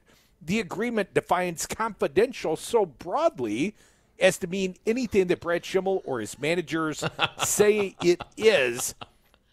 According to Madison attorney Lester Pines, a Democrat, in a quote to the Wisconsin State Journal. The agreement, moreover, is legally binding even after the employees leave the Department of Justice, and even after they leave the state. I guess they're gagged till they die. Such agreements have a chilling effect on state employees talking about what their agencies are doing, Pines charged. And this gag order had never before been required of DOJ employees. Ed Wall, a former administrator at the Justice Department's Division of Criminal Investigation, told the State Journal he served in the department under 4 attorneys general, 2 Democrats, 2 Republicans, and was never asked to sign a non-disclosure agreement. Former Democratic official Jim Doyle told the newspaper he never asked anyone to sign a non-disclosure agreement as either attorney general or governor. Journal Sentinel reporter Dan Bice, who broke the story on the gag order, noted it was created in May of 2017, just a month after Josh Call entered, got to say that name frequently. Yes, Josh Call. The voter recognition of that name entered the race for attorney general, but DOJ spokeswoman Rebecca Ballweg denied there's any connection to this. The State Journal follow-up story noted that the DOJ officials began pushing all employees who hadn't signed the secrecy agreement to do so on the same day. Wall, the former top criminal investigator for DOJ, released a tell-all book. Just a coincidence. You know, the book Unethical, Dom. I've heard about it. I heard it's really good. I Schimmel. heard there's one available for me somewhere, but I just haven't seen it yet. That accused Schimmel of botching a response to alleged abuses at the state's youth prison. Whatever the reason for it, there is an unprecedented move to muzzle DOJ employees that was unlikely to be deployed back when employees were protected by civil service protections. And employees have little choice. By August 10th, all but 129 of the department's 757 employees had signed secrecy agreements. DOJ, quote, Dom Ballweg, again, the DOJ spokesperson, DOJ employees have been very cooperative in returning the signed forms, Ballweg told Bice, probably, as Bruce Murphy writes, because they're afraid of getting fired. Sign it or die. Crudy, I'm going to jump down to the very last paragraph in this Urban Milwaukee piece, and we can get to the phone calls at 844-967-2789. Now, Wisconsin has become a rotten exception, and Schimmel is the new poster boy for how a spoils system can corrupt government. For all the talk about Act 10, the most radical legislation passed in the Walker era has been the dismantling of the civil service system. Not one word about it has been spoken in the race for governor, which should worry Republicans. After all, a spoils system can just as corruptly serve a Democratic regime. 844-967-2789. Got some callers lining up. Let's get to them. Only about 10 minutes left in the show. Reverend Dean, our pal, on the line. Hey, Reverend, thanks for calling. What do you got for us today? Well, I just want to make a bit of a reality. I guess I'm saying you cannot complain against our good governor about roads, bad roads. I mean, there's so many projects. Like where I'm at, they're tearing up the entire. They're not covering it. We have some amazing roads. But I live in Mount Pleasant. I was waiting for the drive on the punchline. Foxconn roads. Wow, man, nice. Exactly. And I think every conversation about bad roads must be about how much work they're doing here. I mean, honestly, I was very impressed with the road work they're doing. The roads are beautiful up there. Reverend, do you have barrel fatigue yet? Yes, of course. But, well, actually, on Spring Street, I was so fed up, and all of a sudden they disappeared, and it was like the magic road. It's beautiful. Like you could skateboard on this forever. Mm-hmm. Yeah, it's amazing what you can get for $4.5 billion, Dean. But Dean, that's got to be the only. That's got to be the only good stretch of road in the entire state. If I understood the new study that's out, 55% of the roads in Milwaukee rated poor. 49% of the roads in my hometown in Madison rated poor. The only other place comparable for roads this bad is Wausau. And, of course, statewide we have, the 49th worst roads in the nation. This is an electoral issue that Scott Walker cannot escape. He's had the reins for 8 years. You cannot explode the debt and also cut back on the spending and then tell people you've done it the right way because what, Tony Evers is going to raise the gas tax $1? I mean, that's 20 times more than Tony Evers' proposal. You know, Scott Walker is literally making it up at this point, Dean. Yeah, well, that's what I'm saying. But that conversation has to be added into all the money that is not being placed in the rest of the Wisconsin to fix the road. Yeah. But it's just so much money is being placed down here to fix roads for Foxconn. And so everybody else in the state should be very pissed off and jealous that all of this money is being dumped here when they're still bouncing and breaking axles and all that stuff. All right, Dean, You make an no excellent doubt point, Dean. about it. Always appreciate hearing from you. 844-967-2789. Hey, let's get to an old friend from Sun Prairie. It's Chris. Hey, Chris, welcome back to the Devil's Advocates. How you doing? Hi, pretty good. I just want to encourage people to get out there because I'm really concerned about, I'm glad to hear the polls, but I'm really worried because I don't think that we're a shoo-in for any of these offices. I absolutely agree, Chris, but I don't know if I see it. I mean, certainly complacency may have been there in the past. People are fired up now. You got it from the top down. You got Trump on the national level. I mean, Scott Walker's been tearing this state apart for 8 years. If not now for the progressives, for the Democrats, when? Exactly, Hey, Chris, but that's why I'm so concerned. A brief aside to our Republican friends. You can't believe these polls. These are fake news polls. Donald Trump, incredibly popular. Scott Walker, huge lead. You know, I wouldn't even bother voting this December when the election happens. Right. Hey, Chris, I know there's an event happening in Eau Claire this weekend, September 22nd. I know you've been mentioning it to me. Can you help us promote it right now? Yeah, the Wisconsin Grassroots Network, in cooperation with a bunch of other groups, and some students up at the UW Eau Claire, we're holding our first Grassroots Festival there. And the concentration is on environment, equality, economy, and education. And we're having 20 different breakout sessions where we'll be, having speakers that come in and speak on all of these different areas. And we also have John Nichols as our keynote speaker, and he's always a big draw. A lot of people love to listen to John Nichols. And I hear he's very good. He is. He's wonderful. And our registration starts at 8 in the morning, and people can go out to Eventbrite and look up Wisconsin Eau Claire Grassroots Festival, and they can get all the information there. Well, Chris, we always appreciate your activism. Thanks for helping some in our audience know what's going on this weekend. Lots of politics happening today, 7 weeks from Election Day in the state of Wisconsin, and, of course, all across the nation, Dom. 844-9... It's going to go by quick in a blink of an eye. It is. It really is. Super quick. Pizza Box Mike, you're up. Thanks for calling, buddy. What do you got today? Well, it looks like little Brett Rafanaugh might not get in after all. And I'm it's not over till it's over, Mike. Man, would that ever be karma, wouldn't it, Mike?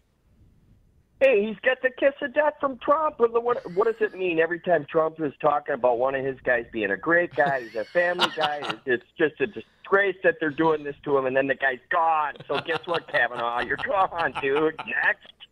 Next. Well, either he's going to not win his nomination or he's soon to be indicted. Right. Either way, I love it. Trump the FBI can't investigate this, because Trump said so.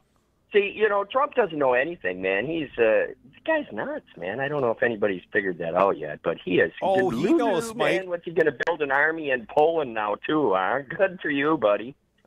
Wow. He knows, Michael. He knows. He knows he knows.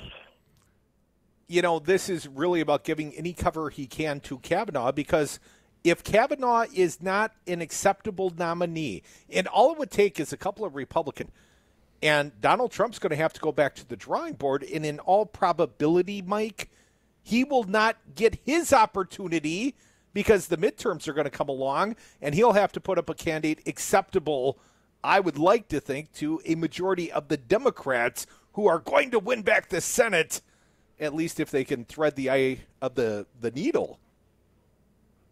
Well, you know, they always said elections have consequences. And so does committing felonies. Sometimes. No collusion. Sometimes, No collusion. Mike, crime does pay, but we'll have to wait and see. Mueller's got to drop his report. We now know, of course, was that last week that Manafort cut his deal to cooperate with Mueller? I mean, it seems like so long ago, and we got 7 weeks to go till the next election. That is a lifetime in some regards, and in some ways it's going to go very fast. Stay involved, stay engaged, stay listening to the Devil's Advocates radio show. And Josh Call, say the name with me. Josh Call running for Attorney General against Schimmel. Josh Call, he's a pretty cool cat. Say my name. I want to thank all the fine characters who joined us to make this a big show today. They include John Nichols from the Cap Times, The Nation. He'll be the headliner at the big grassroots event in Eau Claire this weekend. Sheila Plotkin, a friend of ours, also on the speaking platform. Want to thank the pollster extraordinaire, Charles Franklin, director of the Marquette University Law School poll. Want to thank my little cub reporter buddy Dominic going out in the field, bringing back fine sound of the Tony Mentum going on down at Coffee Makes You Black. Want to thank Mandela Barnes and Eric Holder, former Attorney General of the United States. Another big show tomorrow, although, Dom, a sad cancellation. Apparently it's Yom Kippur. Someone pulled out, and I got to tell you, they don't look Jewish. Thanks for listening. Have a great night, everyone.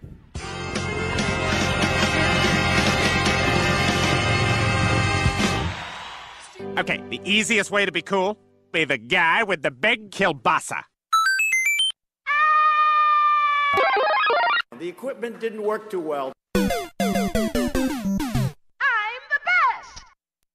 Brad Zog, owner of Zero Res Madison. Brad, why should people use Zero Res Madison? Why wouldn't you clean your carpets like this? We've got a patented system. We also do another step that most people don't do. We have a double rotating brush machine that we use when we pre